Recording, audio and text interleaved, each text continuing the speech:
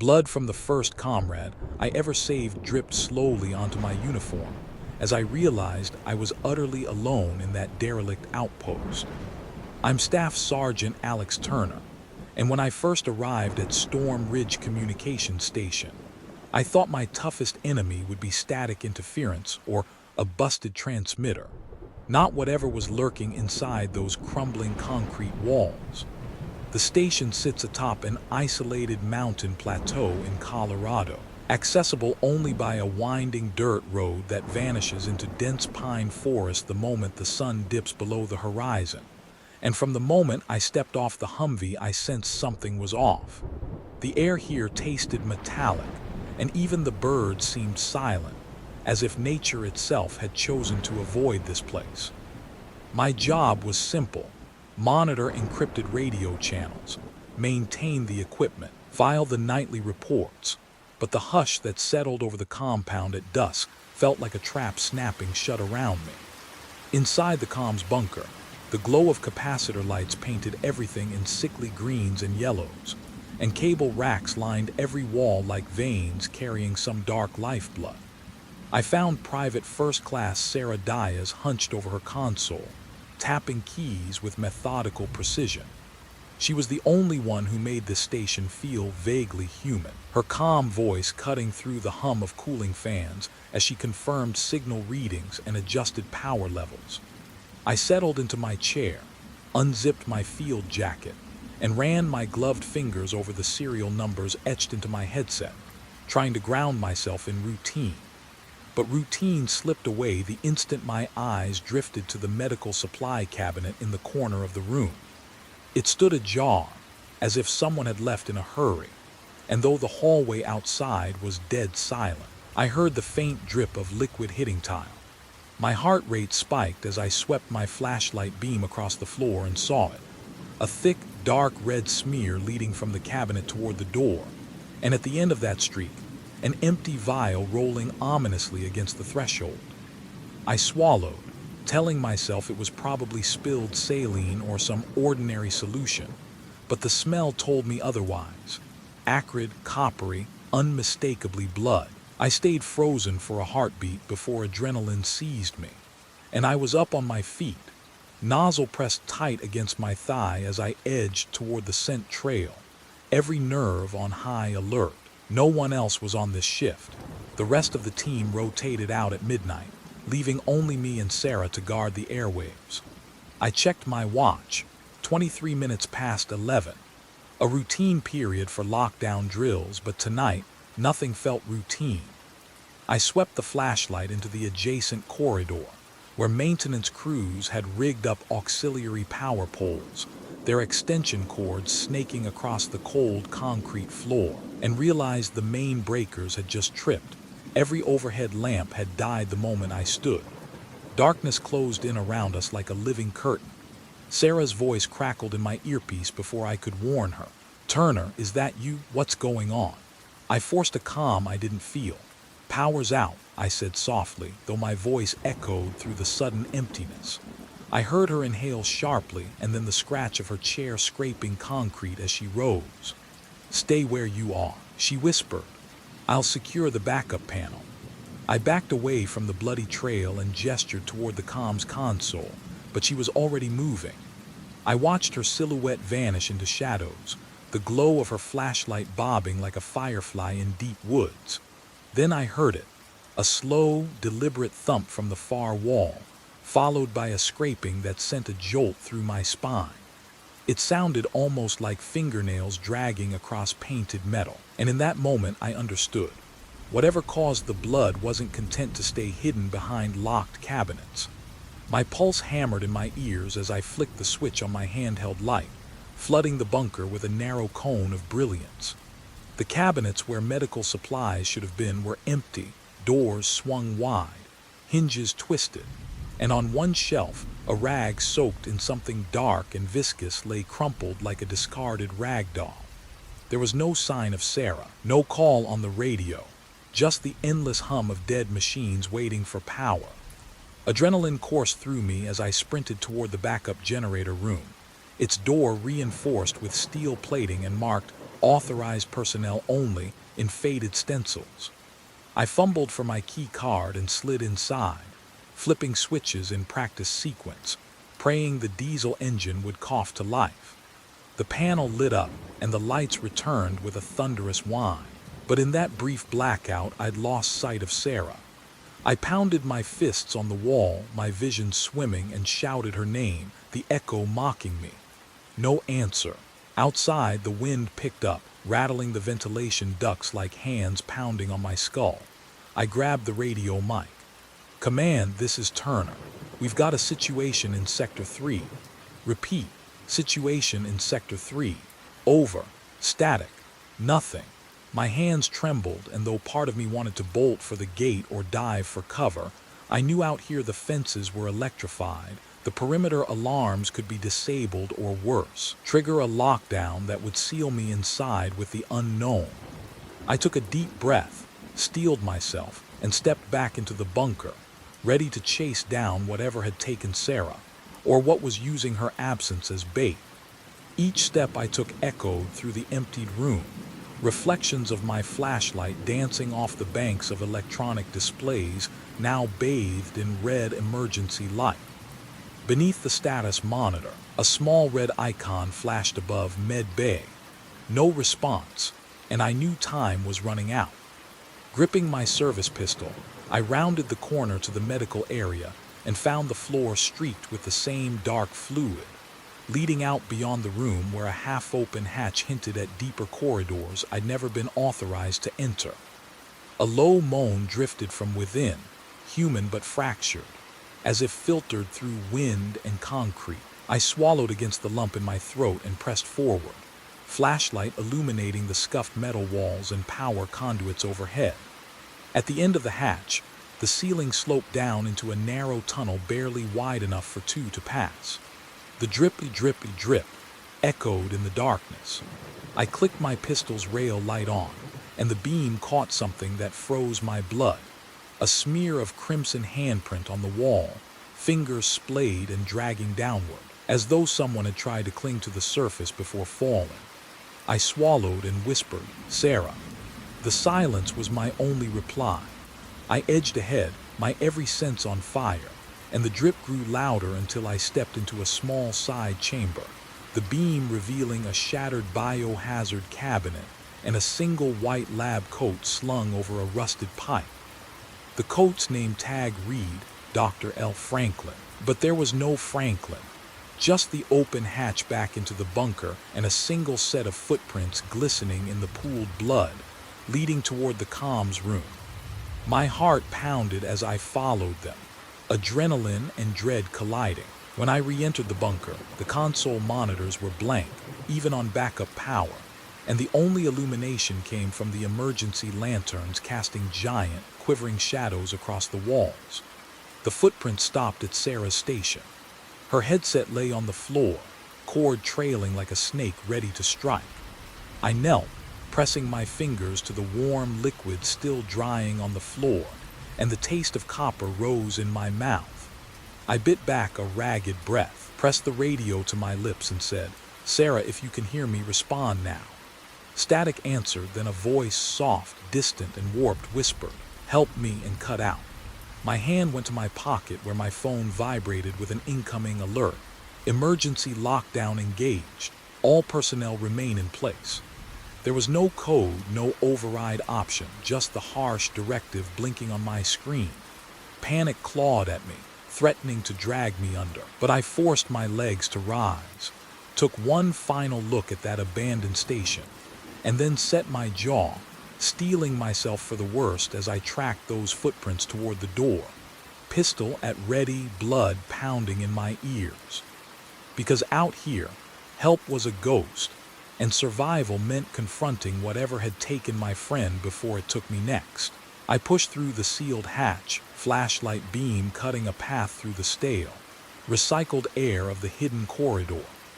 Every footstep echoed like a warning, and the steady drip of liquid somewhere deeper in the tunnel kept time with my racing pulse. My pistol's rail light revealed scuffed metal walls, conduit bundles, and faded warning stencils, I'd never seen on any base schematic. I followed the footprints, Sarah's footprints, each one edged in dark crimson that gleamed under the narrow beam. The tunnel sloped downward at a slight angle, and behind me the entrance to the bunker looked impossibly far away, a memory of light and safety. My boots splashed through shallow puddles, the cold liquid soaking through the soles and chilling my toes.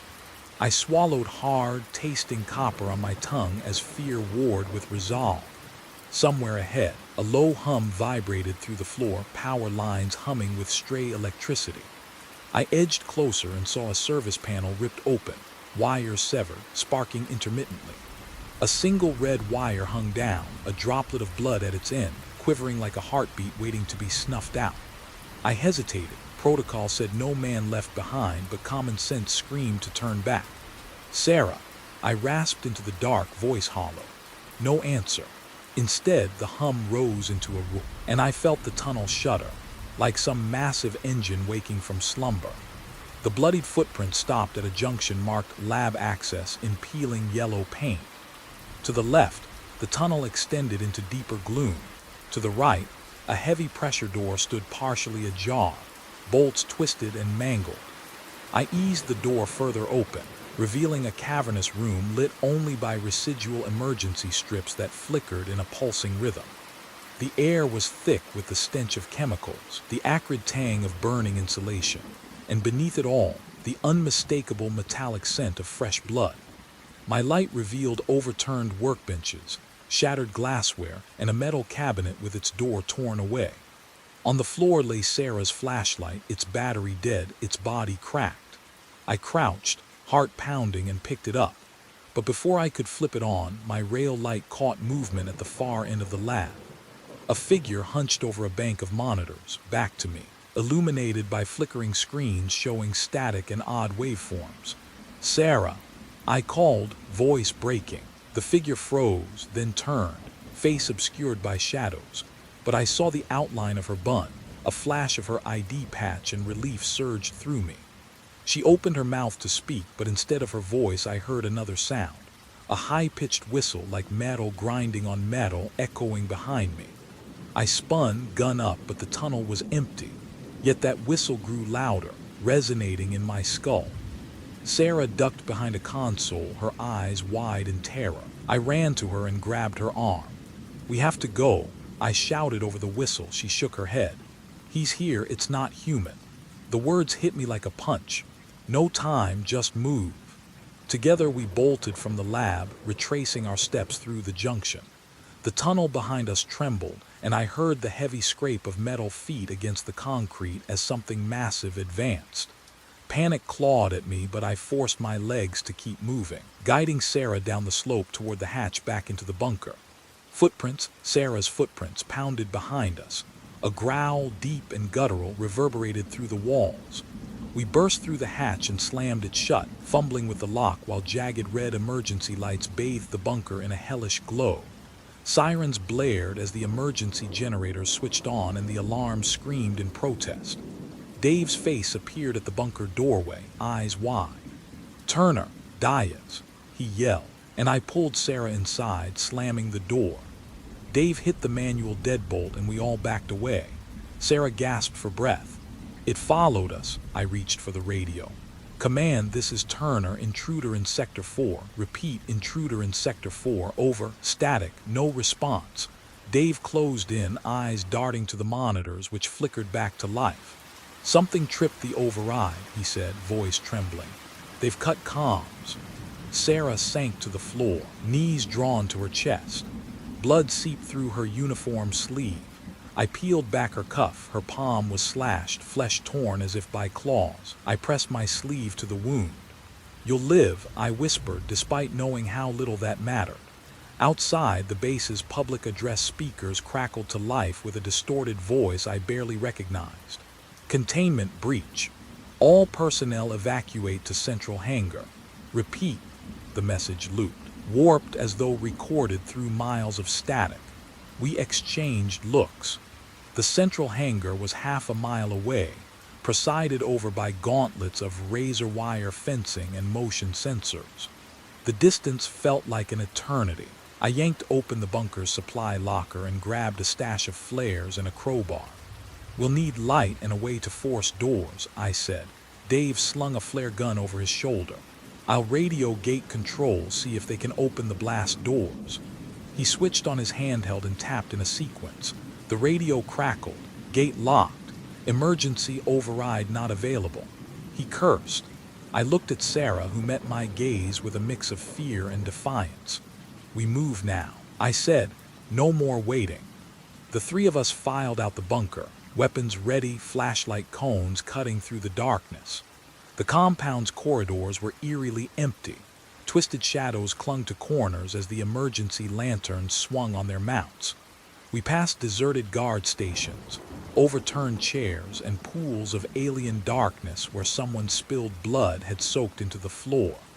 I felt eyes on me, something lurking just beyond the reach of the light. My earpiece crackled with Sarah's breathing and Dave's whispered directions as he led us through service tunnels parallel to the main road. The smell of ozone lingered as I recalled the lab's monitors, images of distorted shapes dancing across screens, waveforms spiking without cause. We came to a blast door marked Hangar Access and found it ajar, hinges groaning. Beyond lay the gargantuan space of the supply hangar, shelves of crates casting gaunt shadows beneath half-lit lamps. In the center, the exit chicane stood empty, a choking funnel of fencing and sensors designed to filter intruders. I raised my flare gun and fired a round into the far wall, the flare arcing like a shooting star before slamming into steel and igniting a bright glow. The hangar lit up in violent orange, revealing dozens of crates stamped biohazard and cables leading below the floor. My breath caught. I recognized the containment protocol labels from old Army manuals. This wasn't just a comm station. It was a covert facility for experiments. A low, resonant thud shook the hangar floor, and we turned as a shadow detached itself from the darkness, a hulking silhouette with limbs too long to be human, moving with predatory grace. Sarah stumbled, and I grabbed her, dragging her to the cover of a crate. The creature paused, nostrils flaring, as though scenting us, then let out a roar that rattled the rafters. Dave dropped the crowbar and raised his hands. "We don't belong here," he shouted. The monster advanced a step, and I realized the only way out might be straight through it. I fumbled for a flare, struck another, and lobbed it at the creature. The heat bloomed against its hide, but it barely recoiled. Its head skidded around, and in the flare's glow I saw its eyes, inky black pits that drank the light rather than reflecting it. Sarah whimpered. "Alex," she breathed. My throat tightened. "We're getting out," I said, voice steely. I edged toward the chicane exit, Dave and Sarah close behind. The creature let out a deafening shriek and lunged. I fired the flare gun again, the round sailing and detonating against metal, filling the hangar with smoke and light. In that blinding moment, we bolted through the chicane, sprinted across the tarmac, and slammed through the gate into the night. Behind us, the creature's roar shattered the silence as the hangar doors sealed. We collapsed on the gravel road, hearts hammering, flares dying in our hands. The wind rustled the pine above us, and for a fleeting second I thought I heard Sarah's voice, calm and clear. We lived to fight another night. I didn't argue. I just kept breathing, knowing that dawn would bring more questions than answers. And whatever was at Storm Ridge Communication Station was only just beginning to reveal its true nature. I must have dozed off, because when I came to the horizon was lightning in pale gray, and the smell of pine was crisp and real, not the acrid fear of the night before. We were huddled against the chain-link fence just past the main gate, 3 broken bodies of spent flares at our feet and Sarah's arm pressed against mine, her breathing shallow but steady. Dave was staring at the sealed hangar doors, as though he expected them to buckle and disgorge that creature any second. I felt the weight of the morning sun on my shoulders like an accusation. 12 hours ago, we'd volunteered to stay behind, confident that our training and routine procedures would keep us safe. Now routine was as meaningless as the pile of authorized personnel, only signs we'd torn past in the dark. I slid my pistol back into its holster and shook off my numbness. "Come on," I said, voice hoarse, and led them back toward the bunker. The compound was waking up in fits and starts, headlights cutting through the gloom, the distant rumble of generators straining to meet daytime loads, the clatter of sandbags being repositioned along guard towers. We passed a corporal who gave us a startled look and radioed in our positions. I didn't bother to explain because the words would sound insane in daylight. Instead, I checked the perimeter cameras mounted on the nearby pole. Each one flickered on with static before settling into crisp morning images of empty roads and swinging dust-covered gates. Nothing showed the stirrings of last night except our own footprints in the gravel. Sarah limped beside me, favoring her right leg, and I offered her my jacket.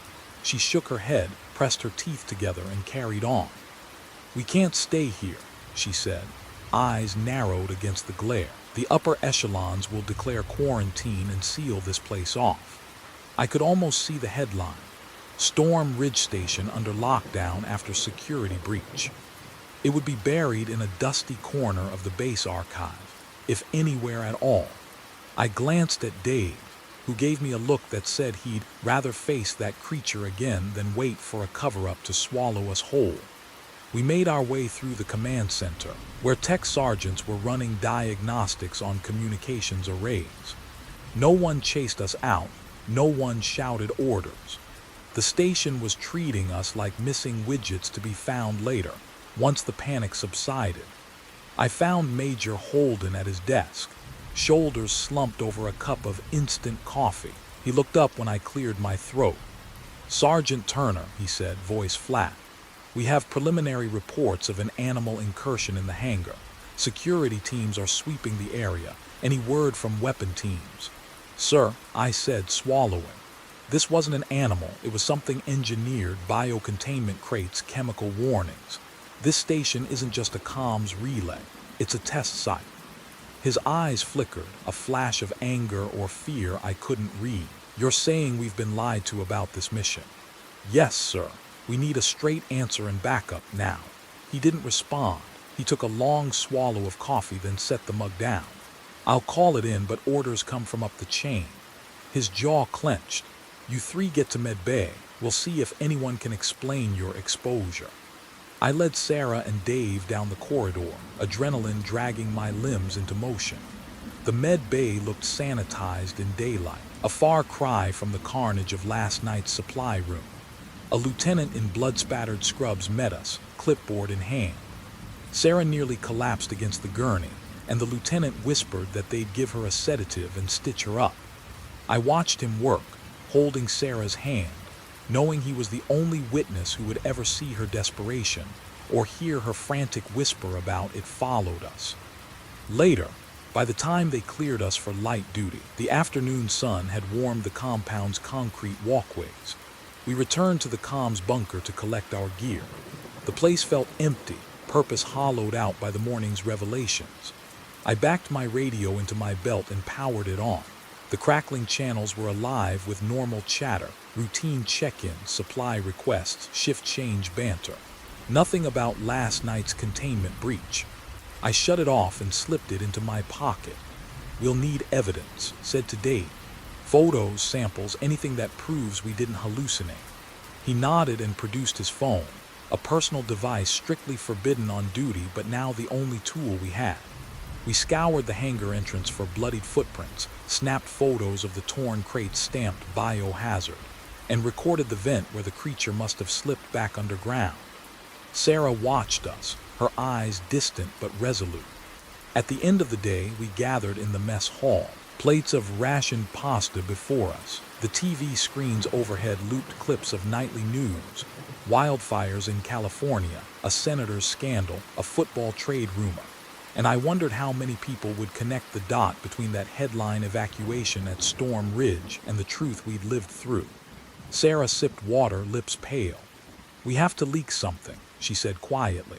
"Not sensational, just the facts." I looked at Dave, who shrugged but said, "I'll post the photos anonymized. If nobody believes us, at least the digital footprint will exist." We coordinated on burner emails, dark web Dropboxes, calling in favors to friends in press corps we trusted.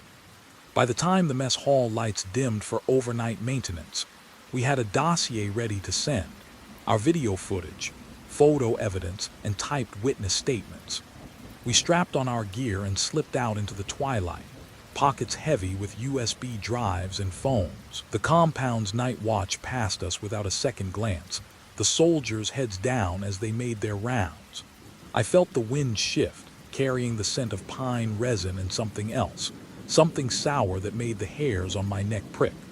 We moved quickly, exiting through the service tunnel behind the hangar, where I'd last seen the creature's broken path. The hatch sealed behind us with a soft hiss. In the deep woods beyond, darkness wrapped us like a cloak. We didn't stop until the distant glow of Colorado Springs donned the sky like a promise. Civilization, crowds, cameras. As we reached the highway, I pressed send on the email thread, watched the 3 dots flicker off, and took a shaky breath. Whatever came next, we'd given the world a chance to see the truth.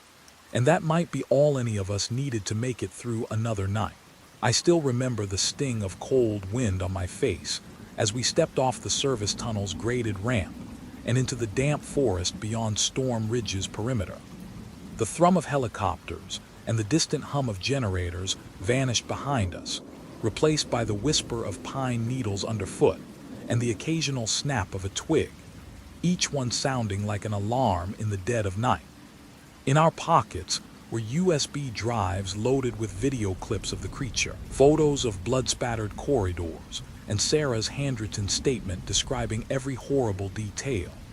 Dave clutched his phone in one hand, refreshing the sent notice I tapped out just minutes earlier. Our dossier was now in the hands of a trusted freelance journalist based in Denver, someone we'd met through a military acquaintance.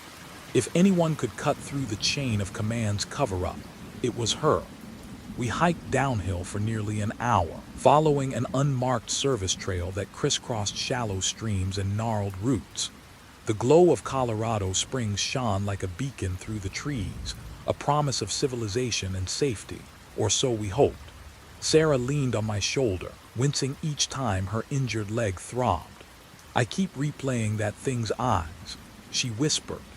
They weren't animal eyes, they were empty. I squeezed her hand and told her to focus on the city lights, on the possibility that someone out there would believe us. Dave trudged behind, shoulders slumped but determined, occasionally checking over his shoulder as if expecting the creature to burst from the trees. By the time we reached a service road and caught our first glimpse of pavement, dawn was tinting the sky with pale pink. We flagged down a passing maintenance truck, 2 sleepy men in reflective vests, who blinked in surprise when we offered our ID and explained we'd escaped the base on an urgent personal matter. They didn't ask questions. Perhaps out here, everyone learned to take odd stories at face value. They delivered us to a small roadside cafe where we sat in a corner booth, ordered greasy eggs and black coffee, and tried to untangle what would come next. My phone buzzed. The journalist had confirmed receipt of our files and arranged a secure meeting at a downtown safe house in 2 hours. That gave us time to regroup, clean up, and plan our next move. I used the cafe restroom to rinse off the worst of the grime and blood, looking into a cracked mirror at a face I barely recognized, pale, eyes hollow, jaw clenched with fatigue. Sarah emerged clutching a roll of paper towels, plastered cold water against her cheek where she'd cut herself on a jagged piece of metal. Dave tossed his jacket over the back of the booth and ran his fingers through his sweat-damp hair. "We did what we had to do," he said softly, as if convincing himself more than us. "Now we get the world to listen." The journalist's texts kept pinging. "Are you safe? Will you be here?" We exchanged glances and nodded in unspoken agreement. There was no turning back. When we reached the safe house, a nondescript brownstone in a quiet neighborhood, a woman with sharp eyes and a leather messenger bag greeted us at the door. She ushered us inside, closed the blinds, and offered us bottled water as she loaded our files onto a laptop. I watched her work, importing footage into encrypted channels, cropping images of the creature's claw marks, time-stamping every frame. She paused on a clip of the monster's silhouette in the hangar flare light, the ink-eye void where its eyes should have been reflected against steel. "This is good," she said. "Really good.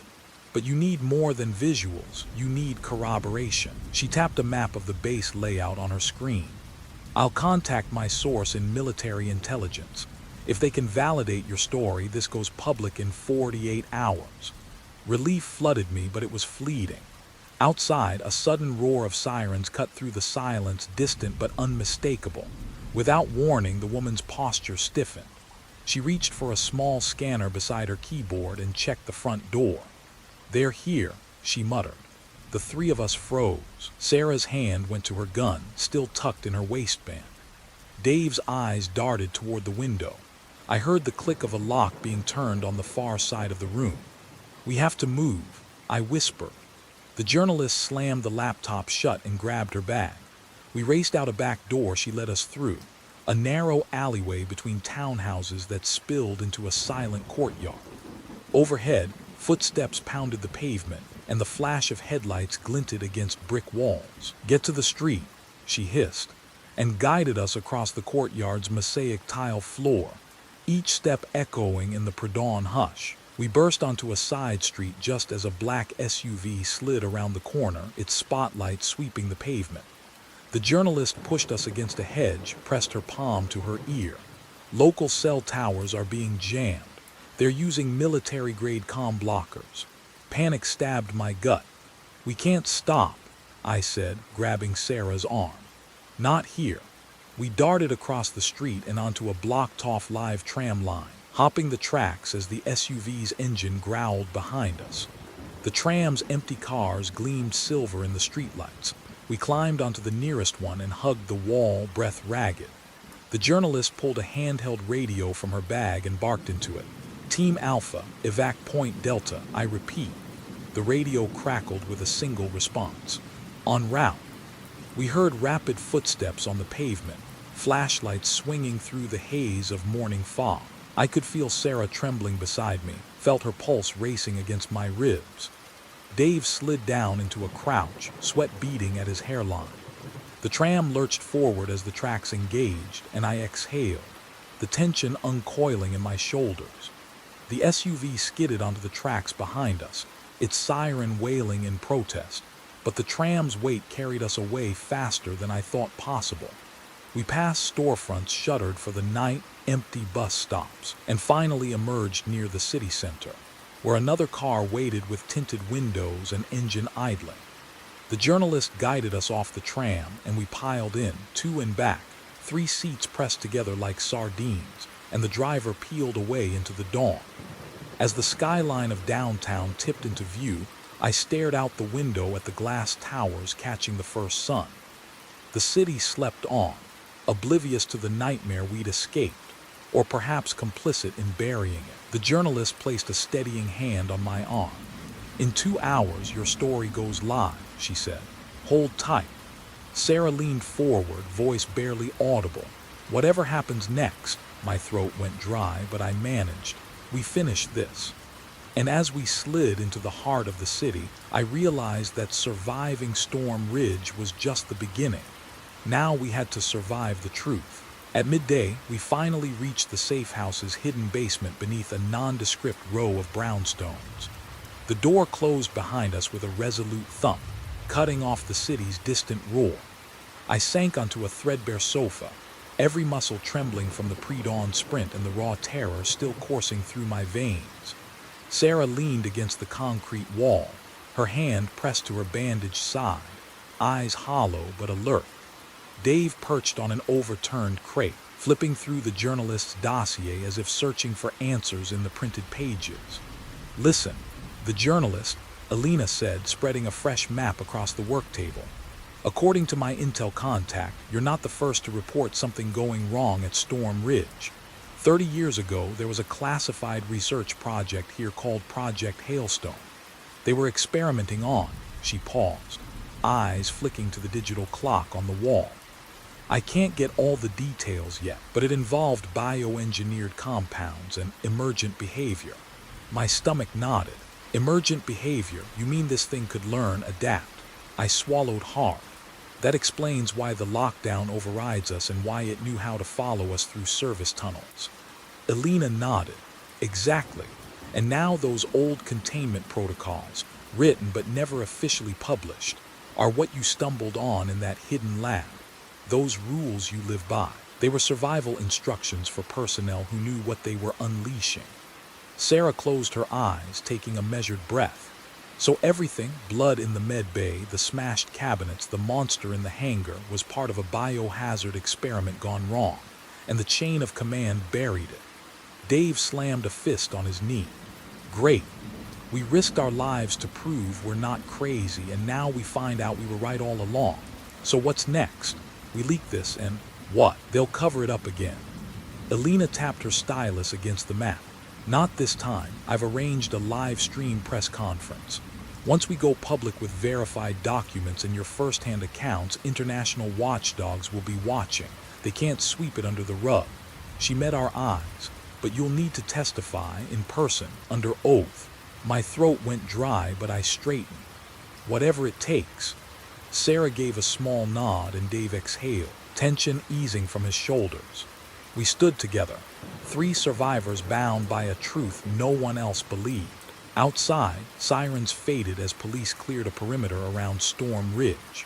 A drone camera hovered above the compound, now under official investigation.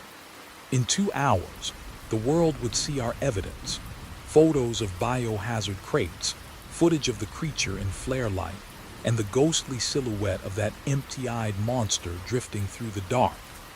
As Elena finalized the technical setup, I realized that surviving Storm Ridge was only the first battle, convincing the world that somewhere in those remote Colorado mountains, a monster was spawned by human hands. That would be our real fight, and we were ready. By mid-afternoon, we were packed into a rented SUV heading east on I-70 toward Denver, the safe house fading in our rearview mirror, and the burden of Storm Ridge growing heavier with every mile. Elena sat shotgun, fingers dancing over her laptop, confirming the live stream link and reviewing our statement one last time. In the back, Sarah pressed an ice pack to her side, her leg wrapped tight in a makeshift brace, while Dave stared out the window, jaw clenched as the Rockies dropped behind us. Every mile reminded me how far we'd come, from soldiers following orders to whistleblowers racing the clock. We knew what awaited us: armed escorts at a secluded DPRK-style hearing room, a panel of stone-faced officers and politicians hungry to dismiss inconvenient truths. Yet we also carried proof that couldn't be erased. Footage of a creature born in secret biolabs, drywall-thick biohazard crates scrawled with Project Hailstone, and Sarah's tear-streaked confession on camera. Elena cleared her throat. 40 minutes until broadcast. We'll be live on major news networks, YouTube, social media. Your package will go public instantly. She glanced at me in the rearview mirror. Any last changes? I looked at Sarah, whose gaze met mine with iron resolve. No changes. We say exactly what happened.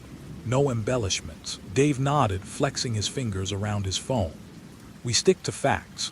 Upload raw clips first, then let the feed roll. When we rolled into the concrete barricades of the secure hearing site, a handful of black SUVs and armored sedans were already lined up. Military police in tactical gear scanned our vehicle, rifles cradled at the ready. Sarah winced as I helped her out. Each step felt like stepping on hot coals. A lieutenant escorted us inside through metal detectors, and a maze of corridors that smelled faintly of bleach and whispered secrets. Inside the small auditorium, 10 seats faced a raised dais where a 3-man panel sat behind a polished wood table. Flanked by cameras and reporters, the panel's lead chair, a colonel in class of blues, stared down at his notes without raising his head. A single row of empty chairs sat behind us, for witnesses and press guests, and on either side towered banks of lights and tripods. The air was electric with anticipation. Elena slipped me a mic pack as the floor manager called for cameras to roll. My heart pounded so hard I thought the panel would hear it. Sarah leaned over. Breathing. Remember your breathing. I nodded, forced air into my lungs, and strode to the center podium as the countdown began. 3, 2, 1. The chief news anchor's voice boomed from the speakers. Good evening. We interrupt regular programming to bring you breaking coverage of allegations concerning clandestine bioweapon research at Storm Ridge Communications Station in Colorado. The panel's chairman cleared his throat. I raised my chin. Staff Sergeant Alex Turner, United States Army, retired under honorable conditions. This is what happened at Storm Ridge. Then I laid out the facts in crisp, measured sentences. The email of survival rules discovered on encrypted military channels, the midnight blackout, Emily Martinez's disappearance and death, the eyeless creature in the hangar, the flash-fired flares illuminating its inhuman form, and final escape with photographic and video evidence. Each sentence landed like a hammer against the panel's veneer of composure. Next, Sarah took the stand. Despite jaundiced eyes and the brace on her leg, she spoke calmly. I witnessed the creature's emergent behavior, its ability to override perimeter wiring, to adapt to flare heat and follow us through sealed doors. This was a living experiment. She clicked to the next slide, a frozen frame of her handprint in blood on the blast door hatch. My injury is proof of its predatory nature. Dave followed, his voice steady as he played the raw footage on a projector. The hissing sparks at the service panel, the lab's shattered cabinets, the creature's silhouette slipping through metal and darkness. Reporters scribbled notes while the panelists exchanged uneasy glances. Then came the toughest moment, a video clip of Elena's back alley escape, the SUV spotlight, the tram line sprint, the armored SUV pursuing us into the night. The auditorium went silent as the whine of sirens filled every speaker. The colonel's jaw clenched. Finally, the lead panelist leaned forward. Your testimony, while compelling, alleges a government-run bioweapons program. Do you have documentation signed by officers with command authority? Sarah lifted her chin.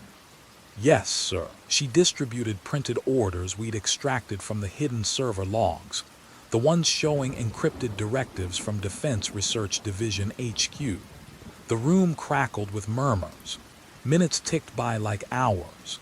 Then a young captain rose from the back row. Her name Tag Reed Durkovitz, J.A. She spoke softly. If these orders are genuine and the biocontainment breach is verified, the implications could be disastrous.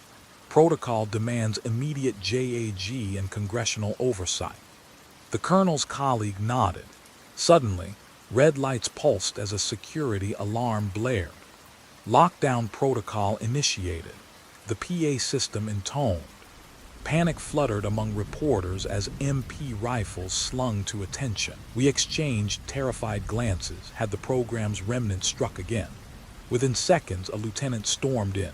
Sir, intruder alert, someone breached the supply corridor adjacent to the lab access hatch. We've lost contact with the perimeter drones. The colonel slammed his fist on the table. This hearing is adjourned until further notice. As the feed cut out on live networks, we were herded into an inner chamber. The doors clanged shut behind us. Outside, I heard distant howls, not mechanical but feral cries echoing through the compound's ducts and corridors.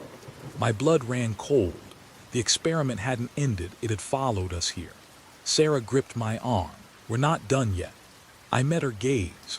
No, I said, tightening my jaw. We finish this no matter what. And as the walls trembled from that inhuman roar, I realized that our truth had unleashed something far more dangerous than a cover-up. The real fight to contain Storm Ridge had only just begun.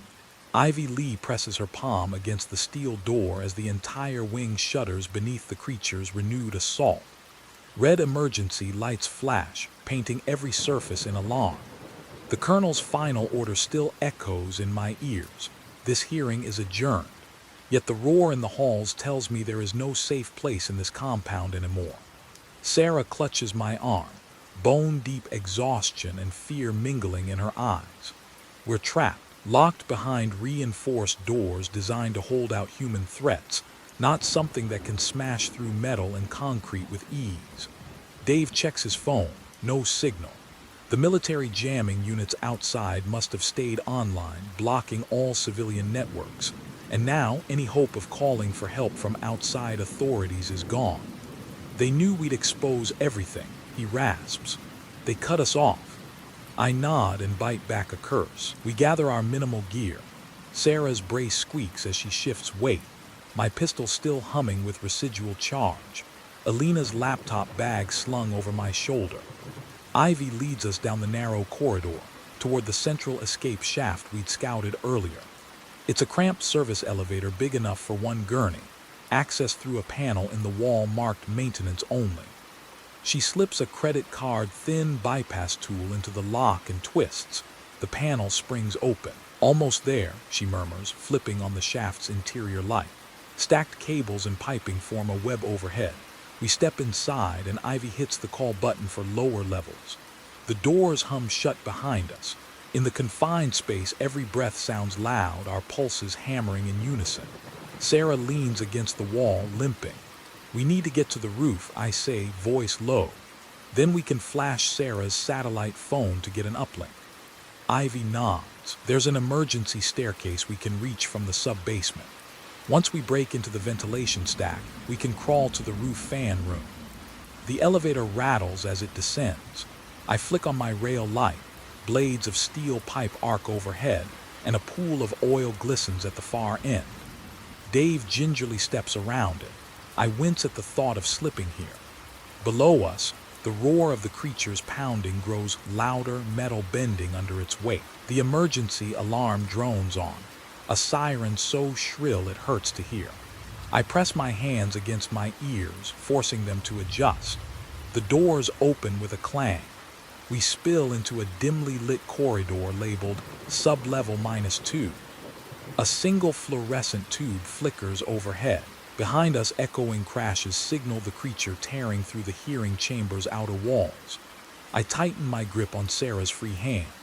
Stay close, I whisper. We hurry forward. The corridor forks, left leads to the power plant, right toward the ventilation area. Ivy points to a red placard. Vent, level -2 access. The metal door beside it stands ajar, scraped and dented. I push it open and slip inside, shining my light along the narrow passage. A tangle of ducts runs overhead. A ventilation grate lies open at the far end, its screws scattered on the floor. I drop down, careful not to wedge my pistol in the tight crawl space, and Sarah follows suit with a soft moan. Dave and Ivy climb down after her. Inside the duct, the air is stale and thick with the scent of oil and dust. We crawl single file, inches from the grate, each breath cloudy in the weak light from my flashlight. Every scrape of metal sends echoes through the shaft, sounds that could mask the creature's approach or betray its position. I inch forward until I can see the grate to the next section, secured by 4 screws.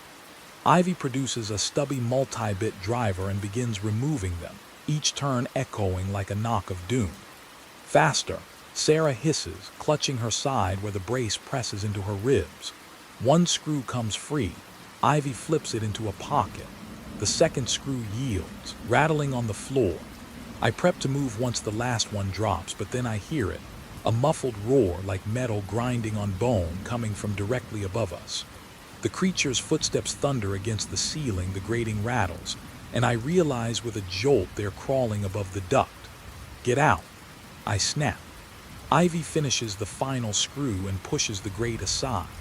We clamber through the opening into the next duct, pressing ourselves flat against its ceiling. The grate clangs shut behind us as something heavy slams against it, shaking the entire shaft. A low, resonant growl vibrates around us. I press Sarah's shaking hand against her mouth to muffle her gasp. Dave clenches the rear of my jacket. We crawl on, horizontal now, the duct slowly rising at an angle. Water drips from seams overhead. The floor is slick.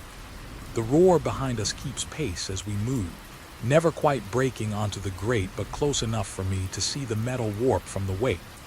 The creature is hunting us through the ventilation. Relentless, intelligent prey. At last, the duct slopes upward and opens into a low-ceilinged penthouse mechanical room. A bank of exhaust fans and vents covers the ceiling. A double door stands ajar, its lock smashed. Light from a rooftop hatch spills in.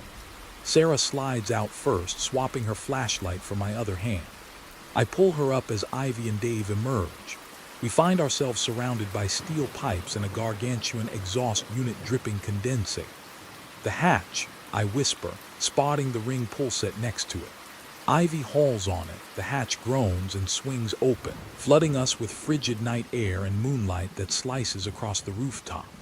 We clamber out one by one into a flat gravel expanse ringed by concrete parapets and satellite dishes. The base's floodlights have gone dark, power lines must be offline. Though a few perimeter towers still glow red, their strobes spinning silently. "Head for the south wall," Ivy says, pointing to a ladder set against the parapet. That ladder goes to the maintenance platform at 30 feet. There's a door down below we can reach. Sarah hesitates, pain flickering across her face, but I squeeze her shoulder. We're almost home. Dave and I help her to her feet.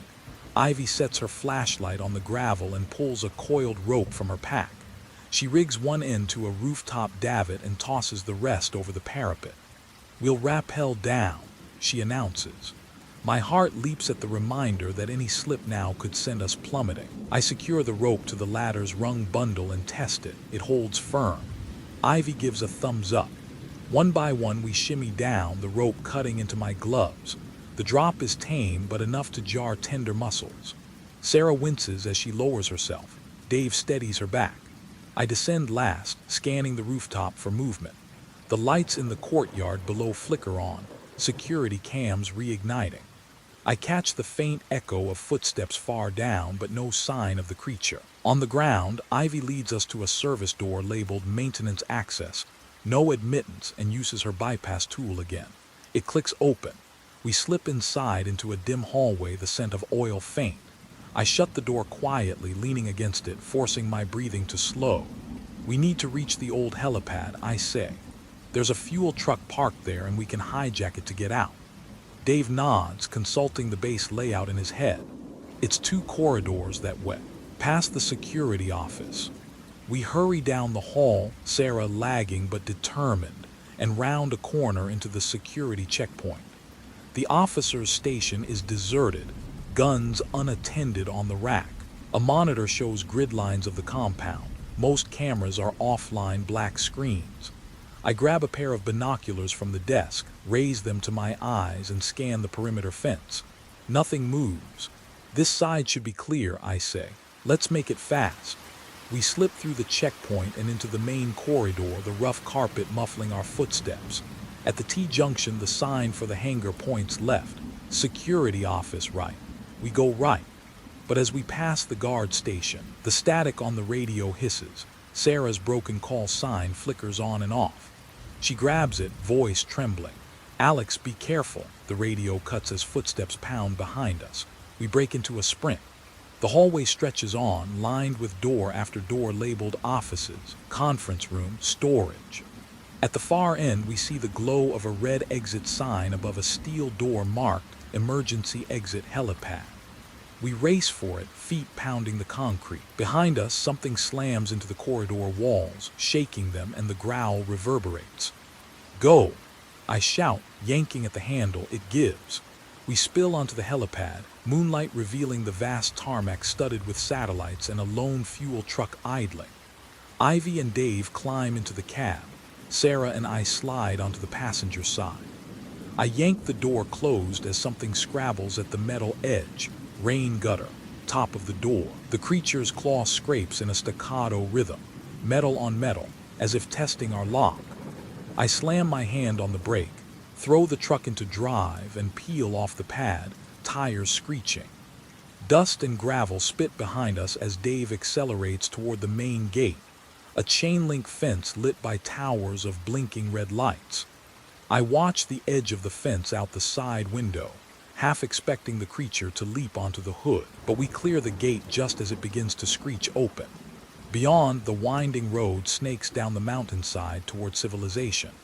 The base behind us erupts in lights and sirens, a lockdown too late. The fuel truck's engine roars as we tear down the switchbacks, Sarah gripping the seat as each curve tosses her brace against her ribs. Dave keeps the headlights high beam, cutting through low-lying fog. Ivy hunches over the laptop, pinging the journalist. We're on approach. In the rear view, Storm Ridge's security towers blur past. The creature must be contained behind lockdown doors, perhaps trapped, perhaps hunting other stragglers. But for now, we have our proof, our fuel, and a road leading away from the nightmare. Granting a shaky sigh, I ask Dave, how long till we hit the highway? He checks the GPS display. Its civilian unit must still work outside the jammers. 10 miles. I nod. 10 miles to deliver the truth. As the moon dips behind the peaks and the truck's headlights carve a path down the valley, I press my hand to Sarah's, finding strength in her grip.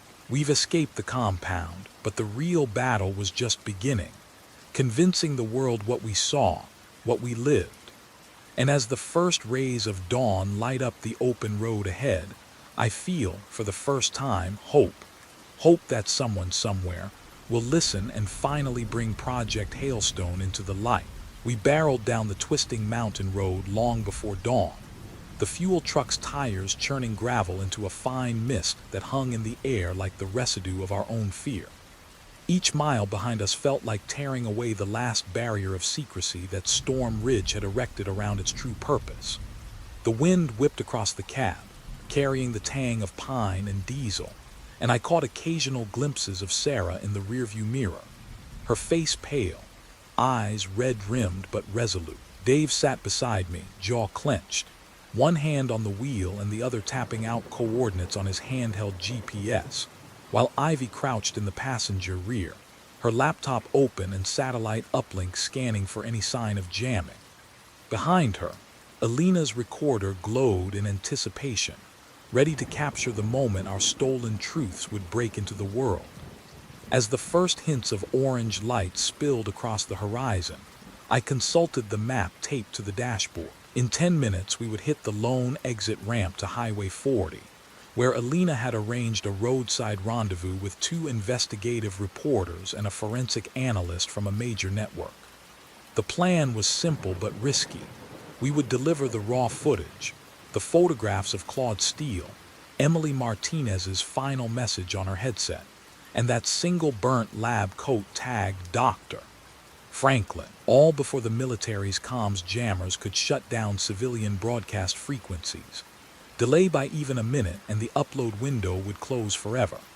I signaled left and swung onto the interstate, merging into a river of late-model pickups and commercial rigs. In broad daylight, our battered fuel truck looked innocuous, a plodding workhorse among commuters. But we wore our gear like armor, Kevlar plates under our jackets, pistols strapped to our hips, and mountain radios nestled alongside civilian smartphones. If any federal agents or base security spotted us, they would assume contractors on a routine supply run. We were banking on invisibility through mundanity. When we spotted the white news van parked just past a guardrail, Alina leapt out, waving frantically. The van's side bore the emblem of a well-known network, a red banner emblazoned with bold letters, and its tinted windows slid open to reveal 2 young journalists and a gray-haired forensic specialist already setting up a small field studio. Cameras on tripods, microphones with foam windscreens, and a tangle of cables whirled to life in seconds. The reporters snapped open lapel mics, and the forensic analyst arranged her evidence table, complete with labeled vials, chain of custody forms, and a tablet showing scanned data from our lab break-in. The lead reporter, a woman in her early 30s with sharp eyes and a notebook already half full, signaled us in. "We're going live in 30, she said crisply, offering us bottled water and polite smiles that barely concealed their excitement. Ivy offloaded our drives into her laptop, initiating an encrypted stream to the network's server farm. The forensic expert cross-checked the timestamp metadata on each video file and matched them against the chain of custody logs we'd forged using the hidden server's credentials. Within moments, everything was queued for broadcast. The grainy black and white night vision footage of the creature stalking the dim corridors, Sarah's frantic voice screaming over radio static, and the flare-lighted silhouette revealing its inhuman proportions. I stood before the cameras, the highway stretching behind me in perfect perspective, and took a breath. Reporters fanned out, their lights illuminating every detail of our faces, the exhaustion etched in my lines, the smeared bandage on Sarah's side, the fear behind Dave's eyes. The lead reporter spoke into her microphone. "We interrupt your regular programming to present a special report on Storm Ridge Communication Station." Then she turned to me with a nod, and I began. "In April of this year," I said, voice steady despite my pounding heart, "I was assigned to Storm Ridge as a communications specialist. What I encountered was neither an equipment malfunction nor a training accident, but a living, adaptive organism engineered within the base's hidden bioweapons program. I have eyewitness testimony, video evidence, and internal documents proving that Project Hailstone was conducted under the guise of routine research. The breach of containment resulted in multiple casualties, including Specialist Emily Martinez, whose final transmission is available in this package." With a gesture, Sarah stepped forward, her voice carrying over the highway's muted hum. "I survived a direct encounter," she said, voice trembling but clear.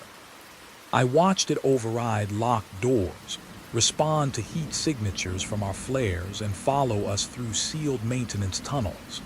My injuries, this gash across my ribs, are proof of its predatory capabilities." She lifted her bandaged side for the cameras, and then placed a photographic print of the claw mark on the metal hatch beside her feet. Dave then crawled to the van's open rear, pulled out a rugged dash camera, and hung it on the microphone boom so viewers could see the live feed. "Here is the footage of our armored truck fleeing the compound," he said, pointing to the grainy screen that showed us tearing away from security lockdown barriers as alarms blared. "After we contacted command, someone activated the emergency jamming protocol to prevent our transmissions. We hijacked this vehicle to escape and now provide it publicly so you can judge for yourselves." By the time we finished that final statement, the reporters had cut to a graphic overlay with the hashtags #StormRidgeLeaks and #StopProjectHailstone. Within seconds, the network's live stream was simulcasting on YouTube, breaking across every social media platform we could imagine. Notifications flagged me on my phone, retweets, shares, frantic comments, while satellite channels picked up the feed and broadcast it regionally. The forensic specialist chimed in with her analysis of soil samples from the lab site and spectral readings from residual chemicals on the fuel truck's floor mats. It was all laid bare in real time. When the live segment ended, the reporters shook our hands as if at a rescue landing, their adrenaline palpable. The highway lay silent again, the roar of semi-engines blending with our collective exhale. Alina exhaled sharply. "They've seen every frame," she said, voice low with relief. "No one can deny this now." We climbed back into the truck, each step laden with the knowledge that our revelations would ignite an immediate investigation. Military police would soon swarm the highway if they traced our signal, and base authorities would scramble to contain the fallout. But the truth was already free, an unspool of facts too vivid to vanish. Cameras in news vans trailed us down the interstate, their lights flashing red and blue behind the fuel truck's taillights. Our windows wound down. I caught sight of text overlays on digital billboards, but they glitched before I could read them, as if the airwaves themselves rebelled against suppression. I glanced at Sarah, whose lips curled into the first genuine smile I'd seen since we escaped. "We did it," she whispered. "We really did it." Dave cracked a grin in the passenger seat, and Ivy closed her laptop, setting it aside. Alina revved the engine. "Hold on," she said. Next stop, downtown Denver. We have a press conference at 9 a.m. live on network news. As we merged back onto the interstate, the rising sun painted the sky in brilliant hues of gold and pink. For the first time since we awoke inside that cold bunker, I felt hope, a fierce, determined spark that this time the world would not look away. Project Hailstone was exposed. Storm Ridge's secrets were unraveling across every screen and speaker from coast to coast. And though the road ahead would be fraught with legal battles, threats, and the shadow of an unleashed monster still stalking the darkness, we had won the first round by refusing to stay silent. In that moment, as our truck carried us toward the heart of the city, I realized that the battle for truth had only just begun, and we would face it together, unbowed and unwavering, in the bright light of day. As we peeled off the interstate into downtown Denver, the city's skyline rose like a jagged promise against the pale morning sky. Across the cab's windshield, digital billboards flickered, breaking. Storm Ridge bioweapon scandal, in bold red letters, while traffic-choked streets buzzed with live reporters thrusting microphones into passing cars. I glanced at Sarah in the back seat, her bandaged side pressed against the window as she watched the world react in real time, and realized the consequences of our revelations were unfolding faster than we could process. Ivy tapped at her laptop, monitoring the social media firestorm. Trending topics, government hashtags scrambling for control, pundits calling for congressional hearings. Dave's knuckles whitened on the steering wheel as he navigated our battered fuel truck through a maze of SUVs and news vans, flashing lights and satellite dishes bobbing on rooftops. "Are we safe?" Sarah asked quietly, voice thick with adrenaline and uncertainty. I exhaled, tension coiling in my chest like barbed wire. "Safe is a relative term," I said, "but we have to keep moving." Alina directed us toward a secure parking garage she'd arranged with a contact in the local press pool. We slid into a dim level beneath the city streets, bodies heavy with exhaustion and exhilaration. She handed us disposable coffee cups and unfolded a printed schedule. Midday press conference at the state capitol, evening sit-down interview on cable news, overnight security briefing with a committee of investigators. The forensic analyst from this morning's live segment, Dr. Jensen, pressed a folder of lab reports into our hands, sealed with a chain of custody sticker and endorsements from 3 separate federal agencies. "These will hold up in court," she assured us, eyes grave. As Sarah sipped her coffee, I studied the folder's contents: spectrographic analysis of tissue samples, chemical assays of the biohazard crate residue, blueprints of Storm Ridge's classified containment cells. We'd gone from being isolated soldiers to key witnesses in one of the largest military cover-up stories in recent history. The weight of it settled on me like a lead blanket.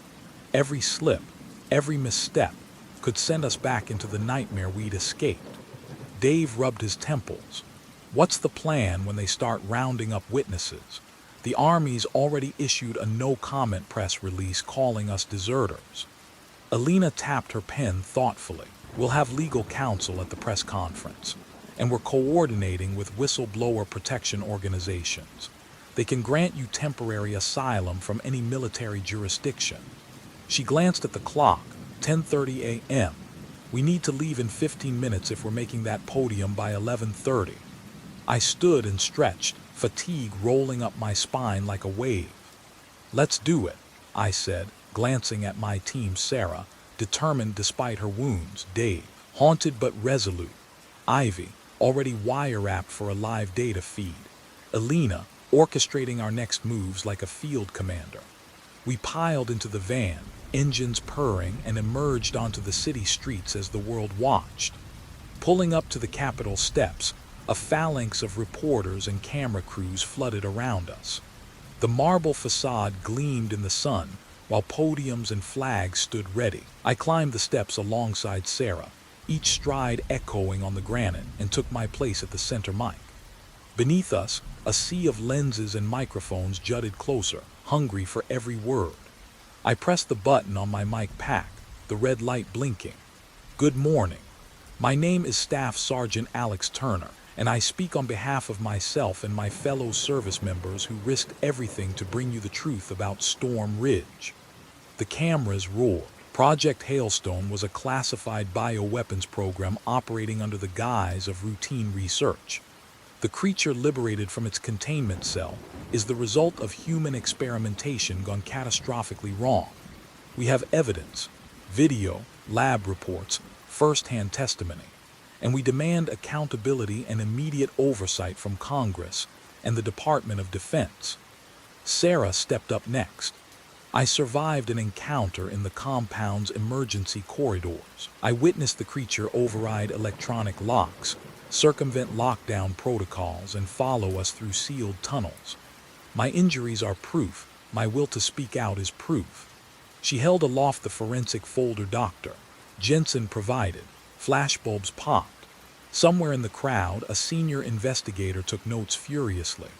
Behind us, Ivy monitored the live webcasts, ensuring our press pool feed remained uninterrupted despite Army jamming attempts.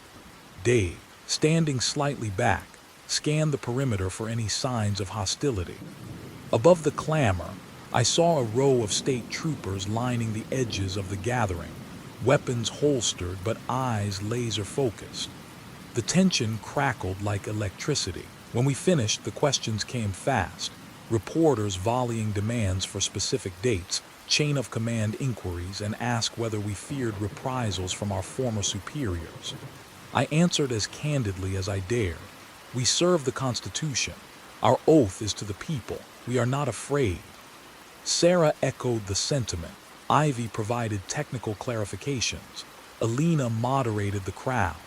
As the press conference wound down, we climbed down the steps to a procession of cameras and microphones.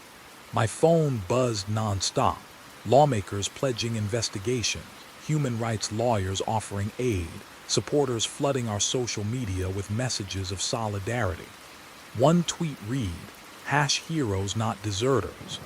I felt a surge of something like vindication, but also a prickling at the back of my neck, the awareness that we had made powerful enemies. We retreated to the van, adrenaline shifting into exhaustion. Alina drove us back to the safe house where a crisis war room waited, walls pinned with maps, timelines, and flowcharts of every event sequence. Our phones were muted, but the world outside hummed with outrage and disbelief. Navy ships were dispatched to shadow Storm Ridge. The Pentagon released a partial denial. Defense contractors issued statements of no comment. In the safe house's dim glow, we convened around the table, voices low. They'll try to discredit us, Dave warned, accuse us of fabricating evidence. Sarah's hand found mine. Let them try, we have the files, we have each other. I nodded, drawing strength from her resolve. Ivy tapped at her console. I've encrypted off-site backups to servers in 5 countries. Even if they seize this place, the evidence lives on. Alina leaned forward, voice steady despite the chaos. Tomorrow morning you'll testify before the House Oversight Committee. Be prepared for cross-examination. University experts will challenge your methodology. Stay focused on the facts, chain of evidence, lab results, video timestamps. She paused. And be prepared for security, armed guards, possible evacuations. They've already tried to jam our signals once.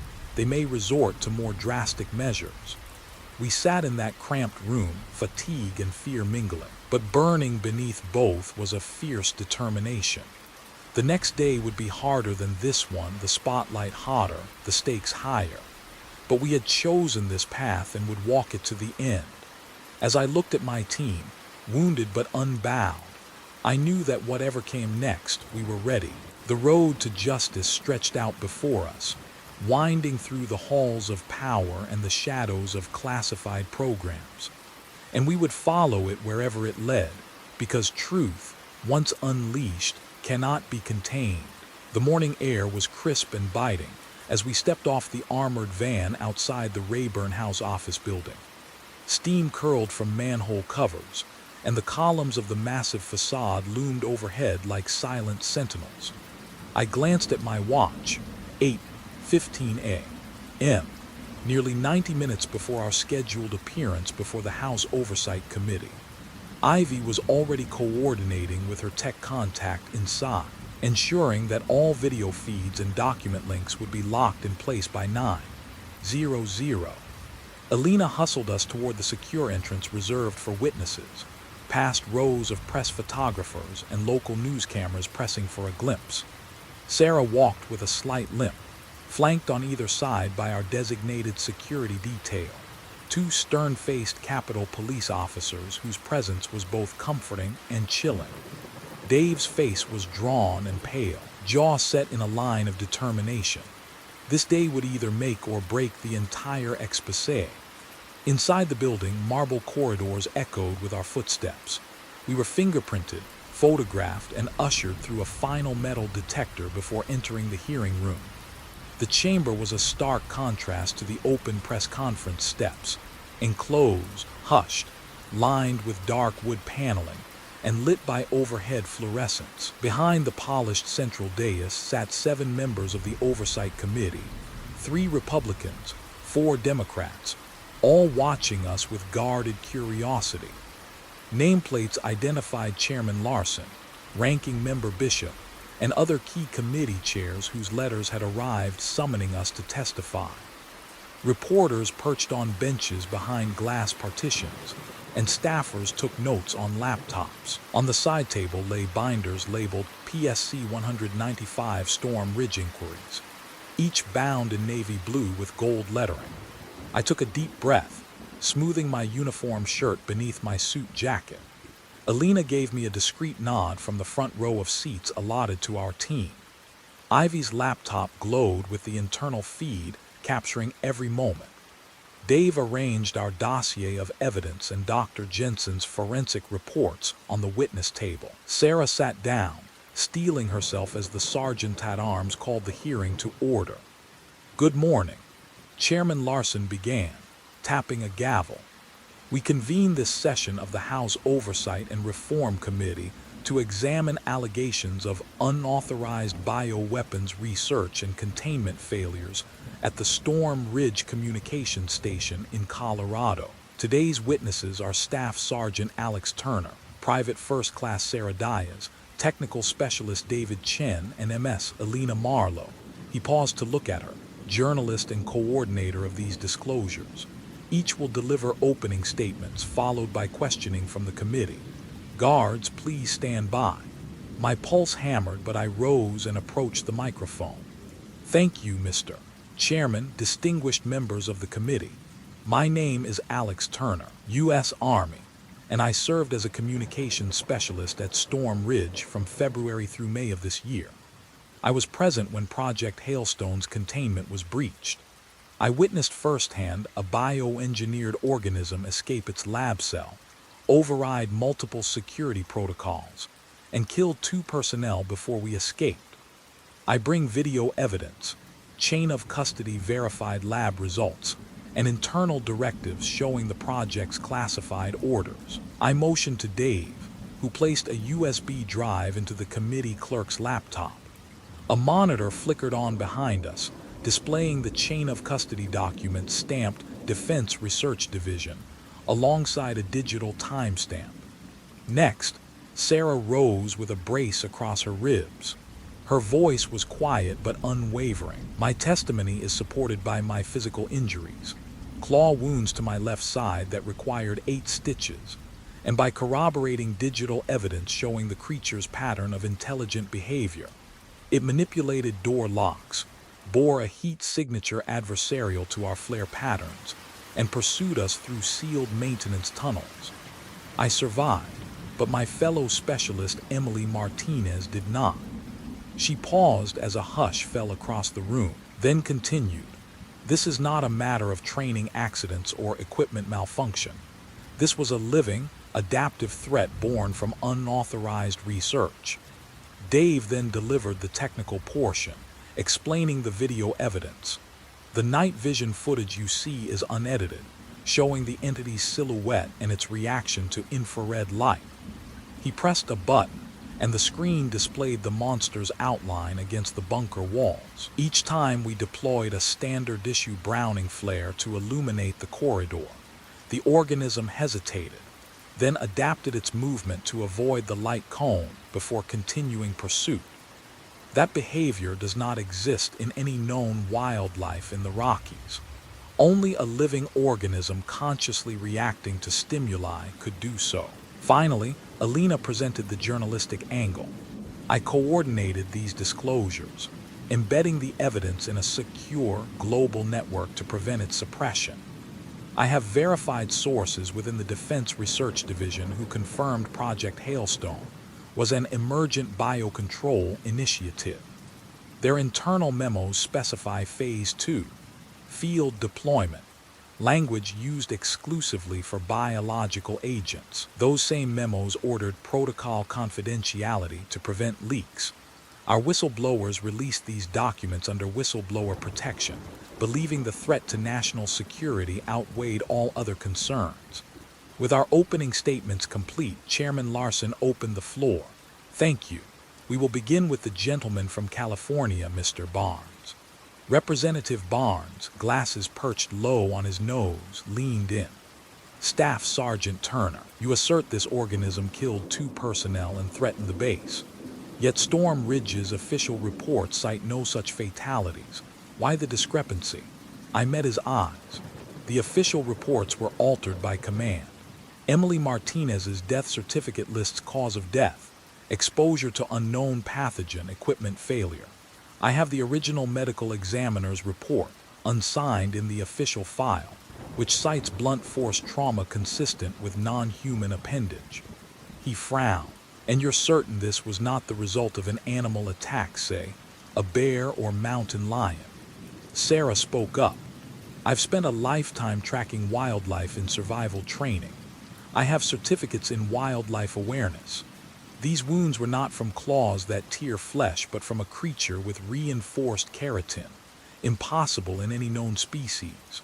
Also, our ranger units reported no missing or aggressive wildlife in the area. She produced her wildlife tracking certification and photos of claw impressions, angles that no known animal could leave. Ranking Member Bishop, a Democrat, interjected next. Mr. Chen, your footage shows a blacked-out perimeter camera before the containment breach, yet after you fled, the jamming ceased. Can you clarify that sequence? Dave nodded. Yes. After our live broadcast yesterday, Storm Ridge's comm collation units reactivated jammers to block civilian transmissions. But when we fled to denser forest near Highway 40, the jammer's range dropped, and we captured the video unjammed. Our dashcam recorded the entire convoy pursuit, proving the jamming was deliberate. Bishop glanced at the forensic reports. Dr. Jensen's reports here indicate residual chemical traces on the containment cell's floor, not common cleaning solvents. Can you confirm these were experimental compounds? Alina answered. Independent labs tested the residues. They contain engineered proteins not found in any public biolab. Some proteins share lineage with restricted virus research. None are authorized for any Department of Agriculture or Health and Human Services application. The room buzzed. A few staffers whispered. Chairman Larson banged his gavel lightly. MS, Diaz, you witnessed a hearing panel breach. Describe your final encounter. Sarah's voice shook but held firm. Yes, sir. After our press conference, we were seized by military police under classified directives. We were held in a secure bunker at Storm Ridge, supposedly for debriefing. That night, the creature emerged again, this time in the corridors outside the locked hearing chamber. It shattered reinforced doors and nearly captured me before Staff Sergeant Turner and Mr. Chen rescued me. We then commandeered a fuel truck to escape. We have route data and fuel log entries proving our flight path. Congressman Reed, a conservative on the committee, challenged her. MS, Diaz, are you certain the doors were locked? Military bunkers often have override features to prevent civilians from being trapped. Sarah's glare was unyielding. I've handled those controls in training. The manual override was disabled. The only way out was via the ventilation shaft, where we saw the creature stalking overhead. We have the metal grate as physical evidence. It's bent outward, cut marks matching rope abrasion. The committee murmured. Chairman Larson called for a brief recess, and the staffers sifted through our binder. News cameras panned the room, broadcasting our every expression live to a waiting world. We huddled near the witness table as the clerk reconvened the panel. Tension hung in the air. When the hearing resumed, Representative Nguyen, a member of the Intelligence Committee, spoke. "I've reviewed preliminary drone surveillance footage provided by DIA. It shows unexplained power fluctuations at Storm Ridge coinciding with comm logs you filed. It also shows heat signature anomalies. Is this consistent with your flight of flares?" I nodded. "Yes, Representative. The thermal reading spiked precisely when we ignited our signal flares in the hangar. The creature's core temperature shifted afterward by nearly 2 degrees Celsius, suggesting it absorbed heat before adapting." Nguyen leaned forward. "So you assert a form of thermoregulatory adaptation. That implies higher cognitive function than wild fauna. You're describing a designed organism." Sarah added quietly, "Designed, yes. The internal memos we released specify biointegrated control matrix, which can only refer to a conscious engineering process." The committee paused, flipping through pages of evidence. Finally, Bishop concluded, "Your testimony is compelling and backed by robust evidence. We will recommend an immediate full investigation into Storm Ridge's chain of command and oversight failures. This committee also refers the matter to the Department of Justice for potential violations of the Biological Weapons Convention." A murmur of relief passed through us. The chairman banged the gavel. "This hearing stands adjourned. We thank the witnesses for their courage and sacrifice." As we left the chamber, the corridor buzzed with whispers. Reporters pressed their phones to our ears. Security escorted us through a gauntlet of TV cameras, and even ranking staffers in the elevator offered curt nods of reassurance. Exiting onto Independence Avenue, the midday sun felt hot and unforgiving, but I exhaled, shoulders slumping at last. In the car waiting for us, Alina turned in her seat. "They've got approval to subpoena additional personnel and documents. Congress has the votes to form a special oversight task force." She paused, eyes on us in the rear view. "But be ready. Next week they'll want in-person depositions, and Storm Ridge's higher-ups will try to discredit everything you said." Dave rubbed his eyes. "Let them try." I reached back and squeezed Sarah's hand. "We keep the logs, the footage, the chain of custody. Every step we took, every file we copied, every witness we recorded, we have backups offshore. They can't erase us." Sarah managed a tired smile. "We're the truth now." As the car pulled away toward a secure transition point, I looked back at the Capitol dome, shining like a beacon of accountability.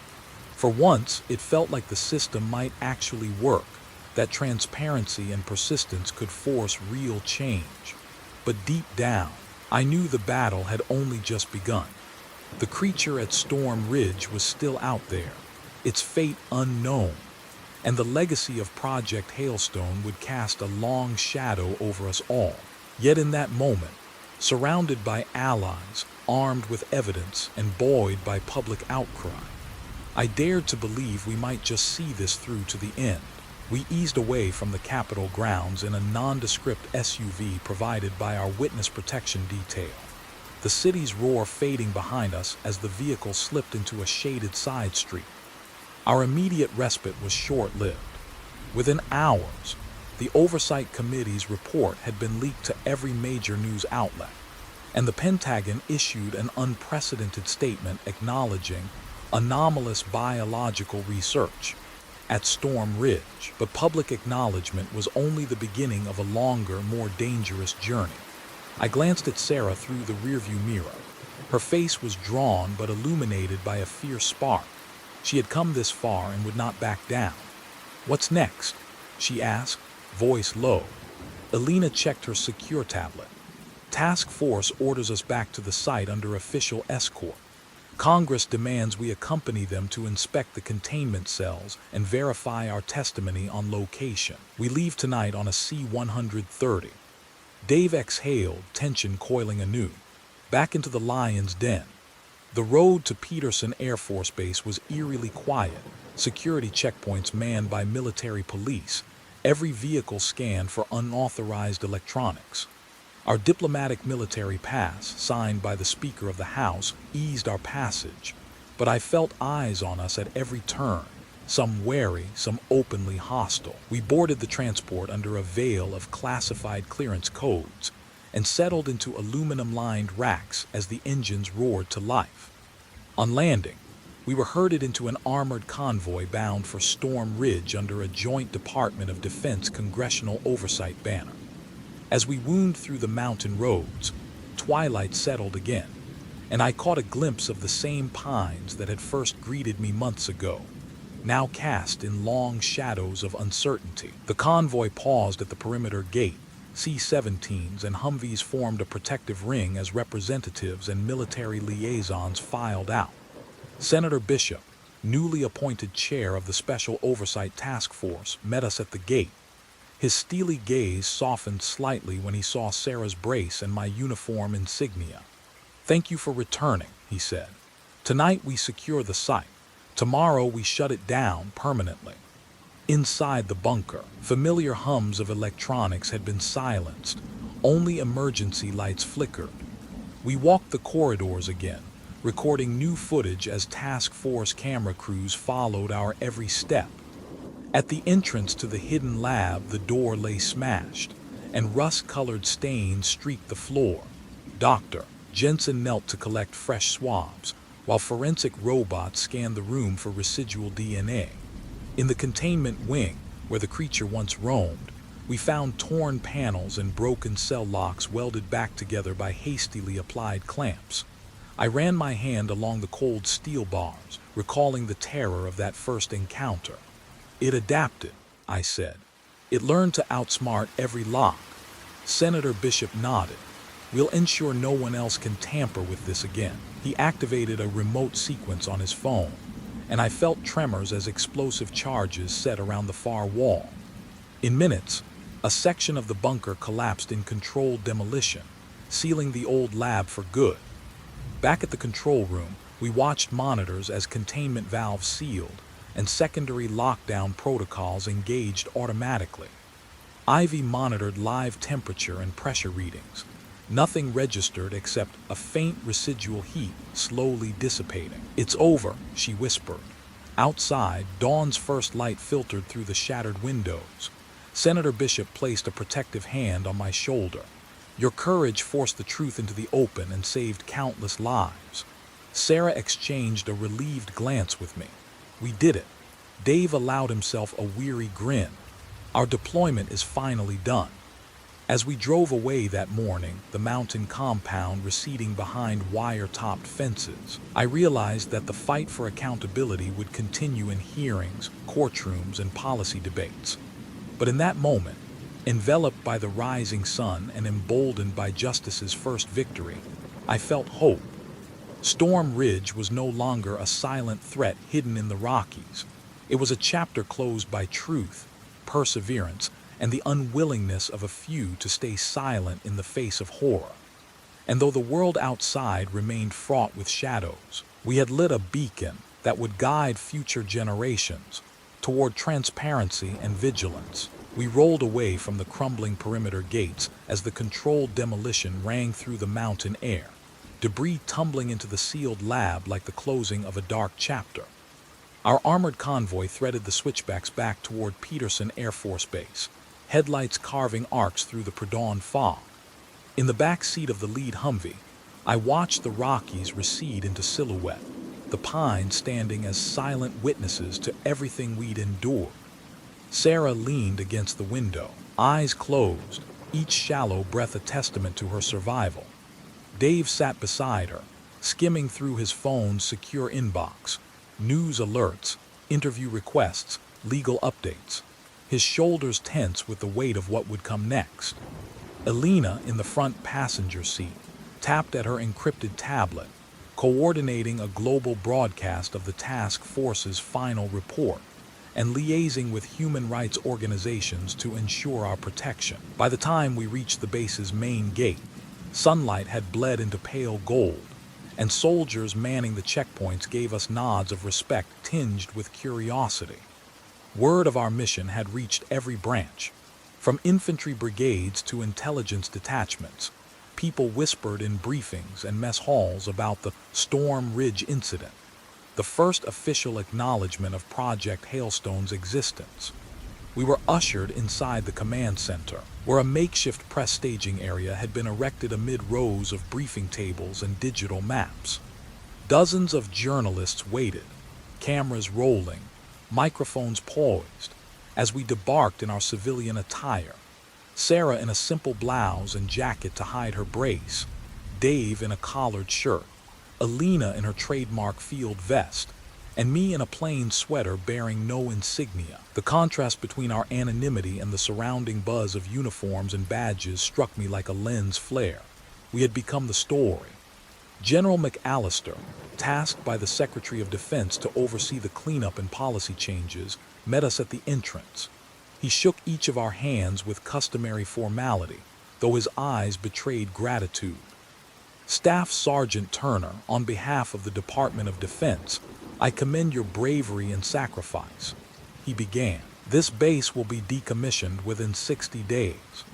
Project Hailstone assets will be transferred to secure containment facilities under international treaty supervision. And you, Sergeant, and your team will be recognized officially for exposing this breach. He gestured to a long table behind him, where certificates of valor and commendations lay ready. Beneath the official veneer, I sensed the relief of a man burdened by secrets now laid bare. Our first act as officially recognized witnesses was to sit for a live roundtable broadcast on the Pentagon's media channel. A circle of chairs faced a bank of cameras, bright spotlights making the control room feel like a stage. A stern-faced moderator introduced us and invited General McAllister to speak. His tone was somber. We must never repeat the mistakes that led to Hailstone. Science without oversight is a pathway to disaster. Then he turned to us. Now our brave witnesses will share their first-hand accounts in a moderated discussion. The cameras switched angles and the red live icon blinked on. I cleared my throat. Thank you, General. When I first arrived at Storm Ridge, I believed I was signing up for routine communications work. At no point was I trained for confrontation with a creature engineered for aggression. What we uncovered was an abuse of scientific authority. My words echoed across satellite feeds, reaching military bases worldwide. Sarah took the mic next, recounting her ambush in the maintenance tunnel. I remember the roar of metal buckling, the way its claws cut through my uniform, and the cold realization that no standard protocol would save me. Dave and Alina contributed technical clarifications and context about whistleblower procedures. The broadcast cut to reaction shots, high-ranking officers nodding gravely, enlisted personnel watching on wall-mounted screens, families of deployed soldiers exchanging worried glances. When the live feed ended, we were escorted back to the briefing area, where a series of meetings awaited. The JAG Corps reviewing potential legal charges, the Ethics Board drafting new research guidelines, and the Congressional Liaison mapping out legislative reforms. A young colonel from the Judge Advocate General's office approached me with a sympathetic smile and a folder full of forms. You'll need to provide deposition statements within 3 days. There will be inquiries into command culpability. I took the folder and nodded, heart heavy but resolute. I understand. Over the next 48 hours, our schedules blurred into an endless cycle of interviews, depositions, and debriefings. We found ourselves in sterile government offices, surrounded by whiteboards scrawled with timelines, flowcharts of command hierarchies, and classified stamp seals that blocked whole swaths of the Hailstone file. Lawyers pored over our evidence, asking pointed questions. When did you first suspect non-conventional research? Can you confirm the chain of custody for these samples? Each answer locked in place another piece of the puzzle, making it impossible for bureaucrats to bury the truth again. During brief respites, we snuck moments of quiet reflection. In a nondescript safe room, Sarah and I sat side by side on a creaky love seat. She unwrapped her brace, massaging the bruised tissue. "I keep thinking about Emily," she whispered, voice thick. "She was so brave, I can't let her sacrifice be forgotten." I put an arm around her. "We won't. Her story is woven into every report." Dave, reviewing deposition transcripts on his tablet, added quietly, "We'll include her final transmission in the congressional record. They can't ignore that."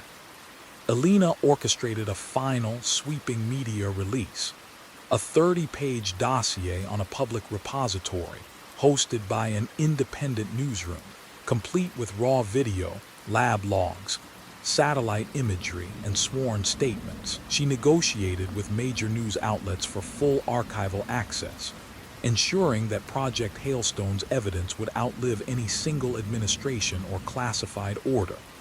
By dusk, the repository went live, and the internet lit up with renewed vigils for transparency, trending hashtags, and digital vigils for the fallen. News outlets ran follow-up stories, op-eds by bioethicists decrying weaponized science, panel discussions on civilian oversight of military research, and calls for treaty inspections under the Biological Weapons Convention. On the third day, we were invited to address a joint session of the Senate Armed Services Committee. The chamber's majesty was humbling, a semicircle of seats behind us, gallery boxes above for the public, and an audience of press, activists, and uniformed officers. As Sarah, Dave, and I took our oaths of testimony, I felt the weight of every life endangered by greed and secrecy bearing down on our shoulders. Our opening statements were echoed by standing ovations from human rights groups and somber acknowledgments from skeptical legislators. That day, the first major legislative reform, titled the Storm Ridge Accountability Act, was introduced, proposing strict civilian oversight, real-time publication of bioresearch proposals, and severe penalties for unauthorized weaponization. When the Senate adjourned, the world had shifted on its axis just a fraction. We gathered outside on the marble steps, blinking in the sunlight that warmed our winter-worn faces. Reporters clamored for final sound bites. I took a deep breath and said into cameras, "Our fight for accountability doesn't end here. We'll continue to stand guard against the misuse of science and the abuse of authority." Sarah added, "We owe that to every soldier, scientist, and citizen who believes in ethical progress." Dave concluded, "If shame and fear were once the tools of silence, let truth and courage be the tools of our future." In the weeks that followed, Storm Ridge Communications Station was officially decommissioned. The site was handed over to international inspectors. Military research centers worldwide reviewed their projects under heightened scrutiny, and a new generation of policy reforms emerged to keep humanity's darkest impulses in check. We returned to civilian life with government honors, medals, commendations, and an invitation to speak at universities and think tanks. Yet the echo of that creature's roar and the memory of Emily's final plea lingered in our dreams. One winter evening, months after our testimony, I stood on my porch in a quiet Colorado suburb, watching snowflakes drift past under streetlights. My phone buzzed with an email notification, an invitation from a whistleblower protection NGO to co-author a guide on ethical oversight for scientific research. I stared at the message, heart still pounding from the memories of those pines and the ravening hunger of the creature in the dark. But this time, instead of fear, I felt resolve. We had walked through shadow to summon the world's eye. Now, it was our duty to keep that eye open.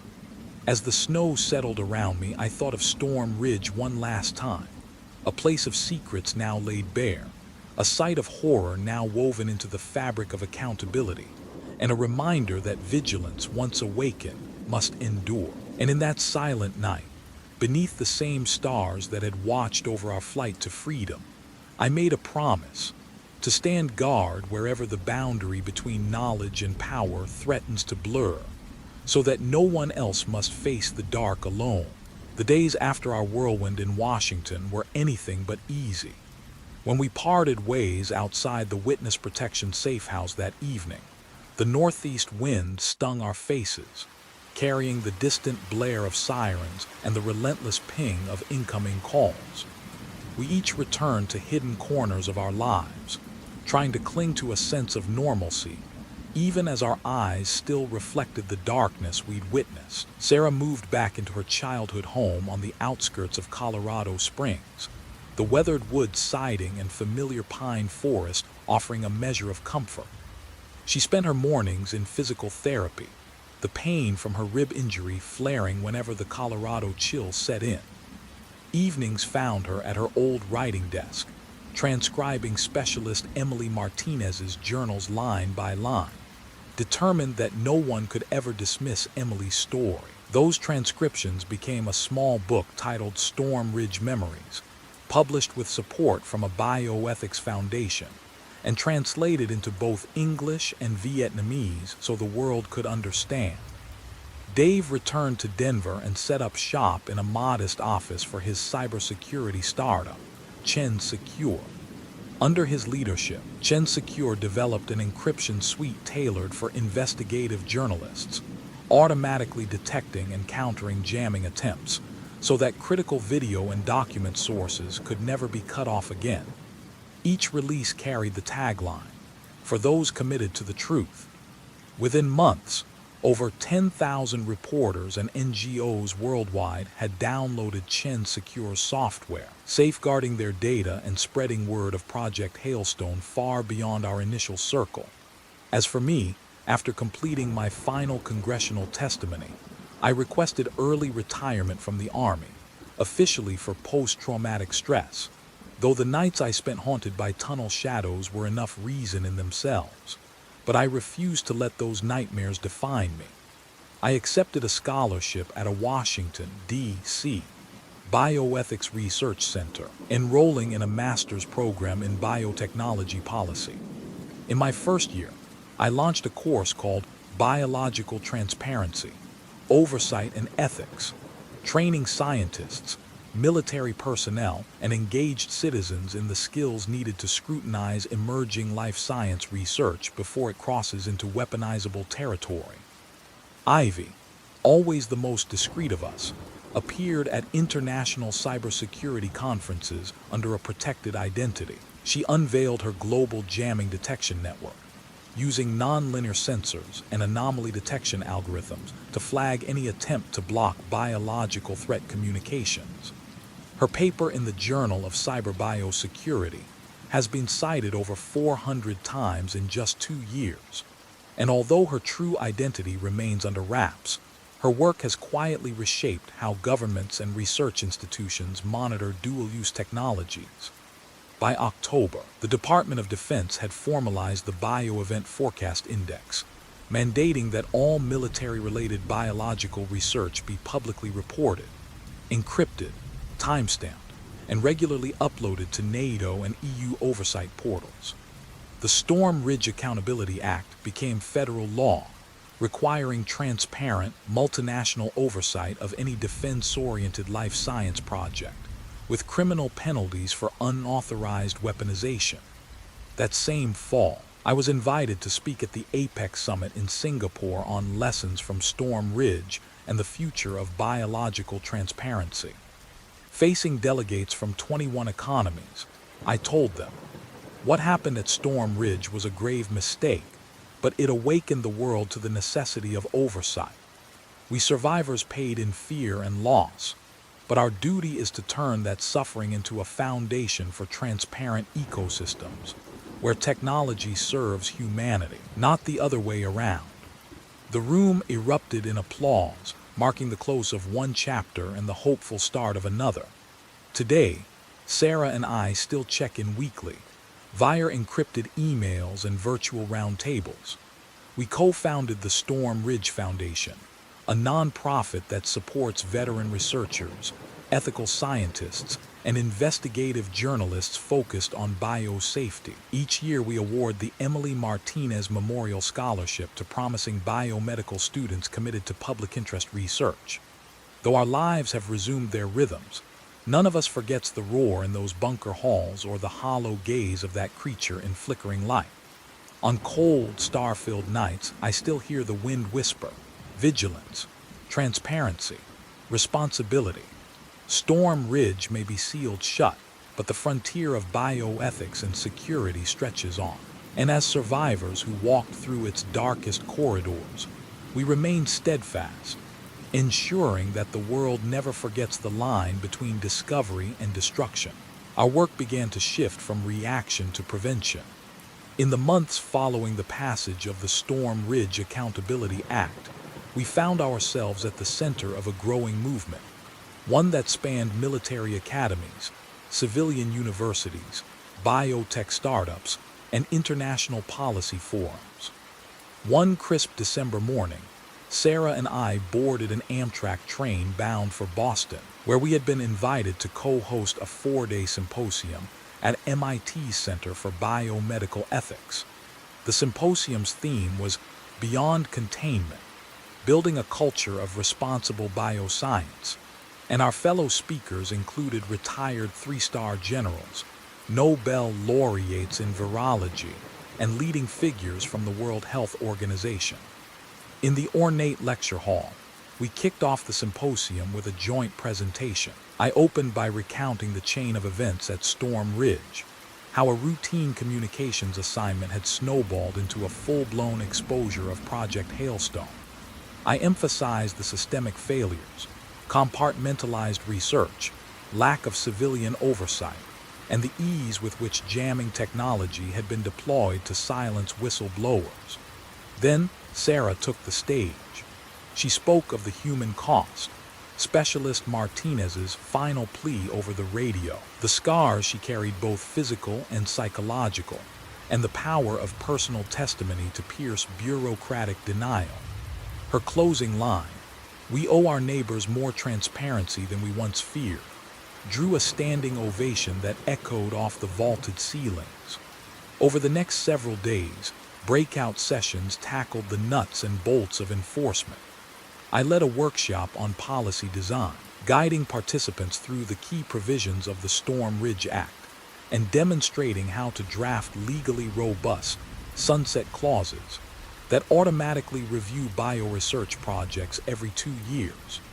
We collaborated with legal scholars to refine language that balanced national security concerns with the public's right to know.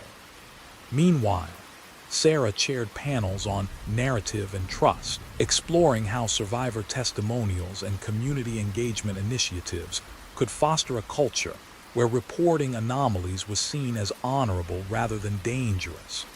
Backstage, Ivy's work unfolded in parallel. Operating under her pseudonym, she presented at a concurrent cybersecurity track on securing the signal, defending against bio-threat communications jamming. Her talk unveiled the algorithm her team had developed, a machine learning model trained on hundreds of jamming profiles, capable of distinguishing routine network noise from malicious signal suppression in real time. The audience of network engineers and defense contractors peppered her with questions, eager to integrate her techniques into global monitoring networks. By the end of the session, she had secured pilot agreements with NATO Cooperative Cyber Defense Center and a consortium of universities in Australia and Europe. Dave, for his part, brought Chen Secure into the academic fold. He co-taught a crash course on data integrity for investigative journalists, demonstrating encryption tools and secure file transfer protocols. His module included a live simulation. Participants attempted to intercept a mock whistleblower transmission, while defenders used Chen Secure's anti-jamming suite to safeguard the data. The room buzzed with excitement, and at the course's conclusion, several news organizations announced plans to roll out the toolkit to their entire investigative teams. As the symposium wound down, We gathered on a rooftop overlooking the Charles River. I raised a mug of coffee and a toast to Emily, whose sacrifice lit the spark. Sarah placed her hand over mine. Ivy and Dave joined in, the winter wind whipping around us. It was the first time since Storm Ridge that we allowed ourselves to savor a moment of triumph. January brought another milestone, the inaugural grant cycle for the Emily Martinez Memorial Scholarship. We traveled to Baltimore, where the Johns Hopkins Bloomberg School of Public Health hosted our award ceremony. 10 bright students, undergraduates in molecular biology, bioinformatics, and public policy, received $10,000 each, a laptop preloaded with secure research software, and a year of mentorship from our foundation's advisory board. Watching them accept their scholarships with both humility and fierce determination reminded me why we'd endured so much. These young researchers, unburdened by fear, would carry the torch forward. Meanwhile, the legal wheels turned. High-profile hearings before the Senate Armed Services Committee yielded referrals for criminal investigation into senior research officers, men and women who had authorized Project Hailstone without proper oversight. It was the first time in U.S. history that allegations of illicit bioweapons development had led to official indictments at the Pentagon's highest levels. Our testimonies, recorded on C-SPAN and archived in the Congressional Record, became crucial exhibits. At one hearing, after hours of testimony, the panel voted unanimously to approve expanded whistleblower protections across all defense research initiatives. By spring, our small team had grown. The Storm Ridge Foundation moved into a converted loft in Alexandria, Virginia, complete with a secure server room, a modest policy research library, and collaboration spaces for visiting scholars. Ivy's cybersecurity team expanded to 10 engineers. Dave's Chen Secure provided ongoing technical support and training, building a revenue stream that underwrote our core operations. Sarah oversaw outreach programs, town hall meetings, community workshops, podcasts, bringing our lessons to public libraries in Denver, Seattle, Atlanta, and dozens of other cities.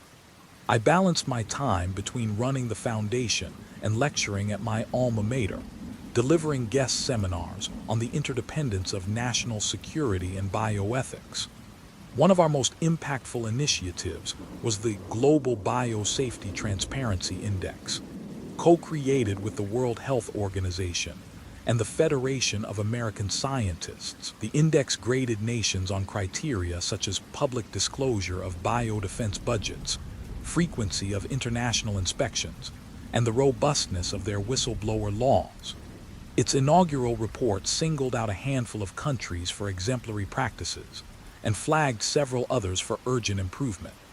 The index became a go-to reference for policymakers, reporters, and NGO advocates worldwide.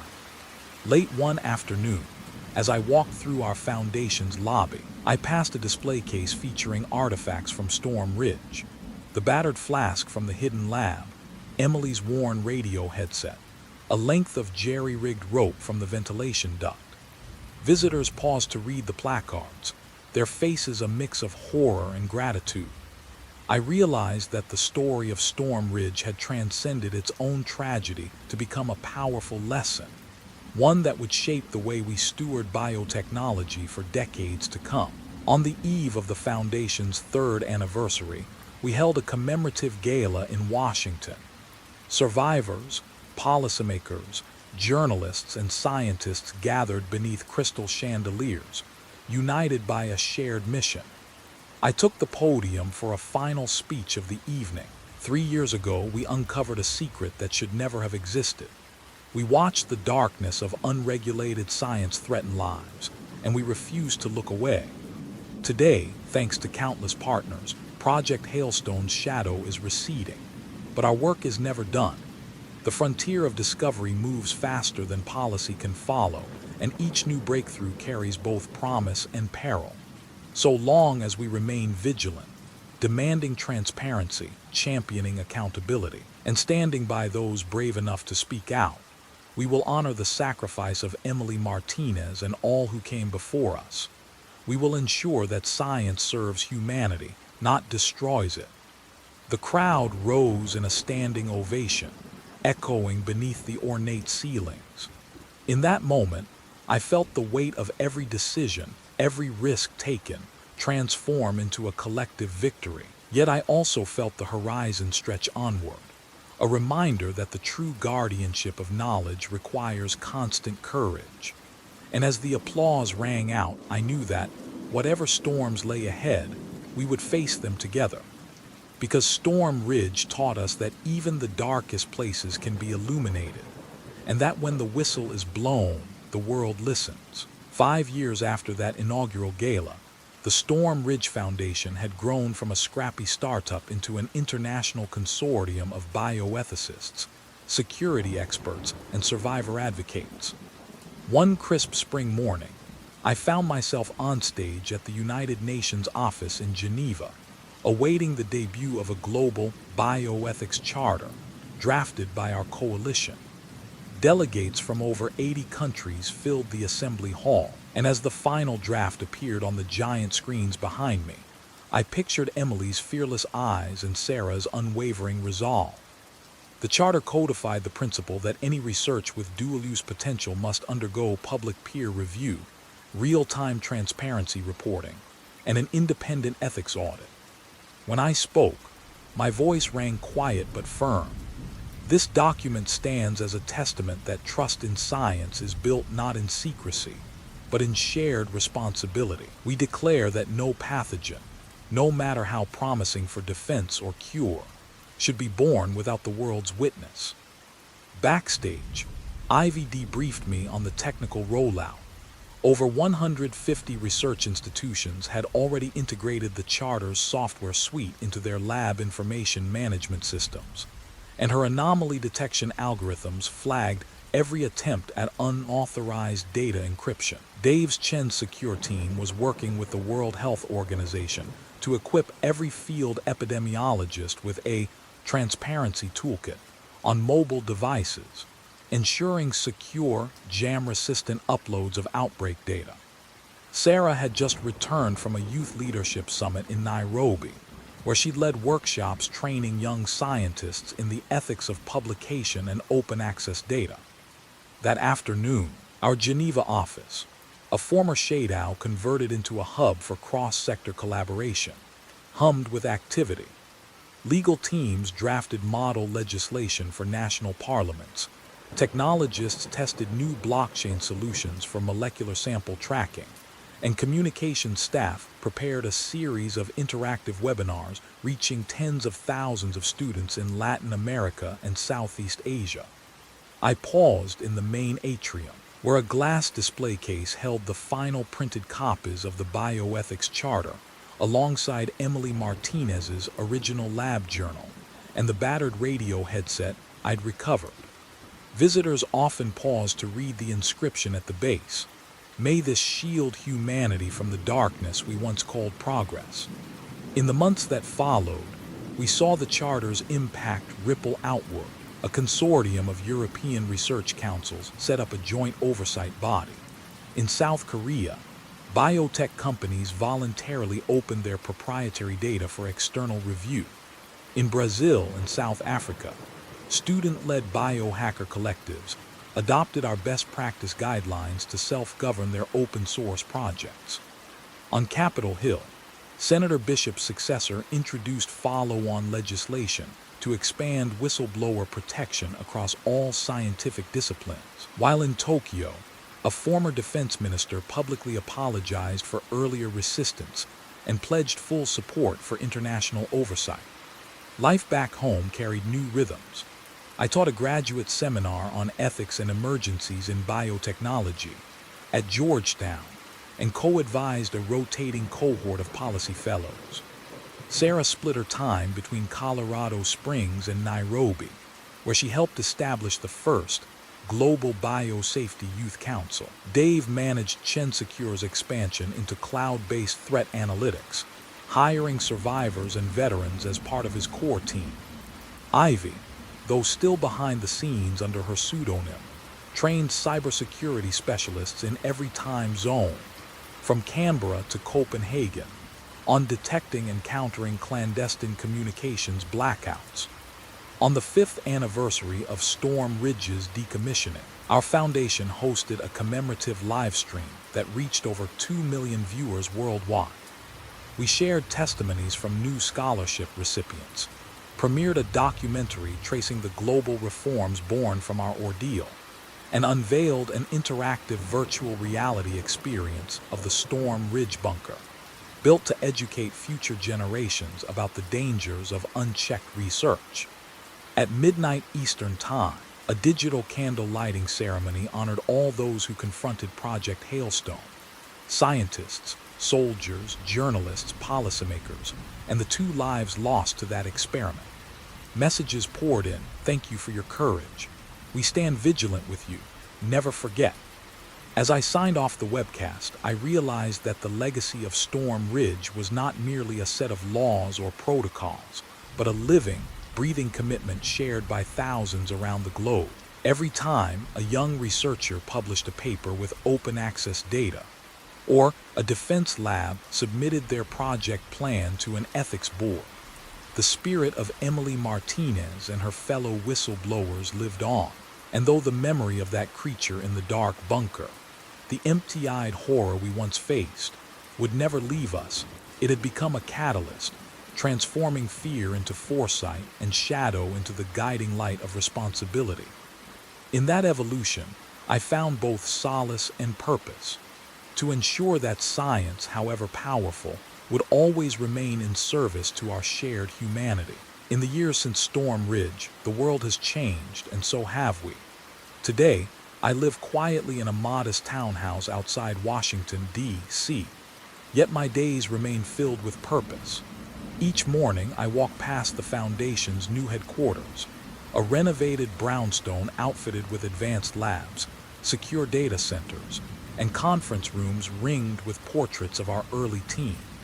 I pause before the display case in the lobby, where Emily Martinez's radio headset rests beside a framed copy of the first whistleblower email. I draw strength from that memento, a reminder of how one message sparked a global movement. My mornings begin with briefings from policy fellows as they update me on legislative progress. New bills introduced in the EU to extend whistleblower protections across all research disciplines, a working group in Australia drafting national biosafety transparency guidelines, and an NGO coalition in West Africa adapting our educational modules for local communities. I offer feedback, refine policy language, and sometimes Skype into university classrooms as a guest lecturer on ethical imperatives in dual-use research. Afternoons find me in the secure server room, reviewing data feeds from our transparency index. Ivy's anomaly detection network has flagged several promising research projects in Asia for extra review, her invisible hand ensuring that no clandestine jamming goes unnoticed. Chen Secure's encryption backbones, managed by Dave's team, hum steadily behind the scenes, safeguarding terabytes of sensitive data for journalists and researchers worldwide. I occasionally receive a ping. A new scholar has downloaded our open access toolkit, or a lab in Argentina has published its first public report under our guidance. Each alert feels like another small victory. Evenings are reserved for community outreach. Once a month, Sarah and I co-host a live stream Village Hall, where we answer questions from students, journalists, and veterans. Last week, a young microbiologist in Brazil asked how to speak up when superiors demand secrecy. Sarah shared her own story of finding her voice under fire. A high school teacher in Michigan inquired about adapting our curriculum for remote learning. So Dave's team is building a lightweight version of Chen Secure that runs on smartphones. These conversations remind me that the fight for transparency isn't confined to boardrooms and bureaucracies. It lives in everyday acts of courage. On quiet nights, I walk along the Potomac River, starlight reflected on the water. I think of the bunker's echoing corridors, the roar of that creature, and the friends we lost, and I feel a profound gratitude for how far we've come. Storm Ridge's nightmare forged a global coalition, rewrote the rules of engagement for science and security, and proved that no experiment, no matter how secret, can survive in the light of truth. Our final testament is not a law or a device, but a living legacy. A generation of scientists, soldiers, and citizens committed to transparency. Wherever a researcher submits data for peer review, wherever a journalist encrypts a source's file against jamming, wherever a policymaker defends the right to speak out, our story echoes, a beacon against silence. And so, as I return to the brownstone each day, I know the work is never finished. Vigilance, transparency, and responsibility remain our guiding principles. But the world is safer for it, and for that I offer a quiet vow to Emily, to Sarah, to Dave, to Ivy, and to every whistleblower yet unseen. We will never let the darkness take hold again.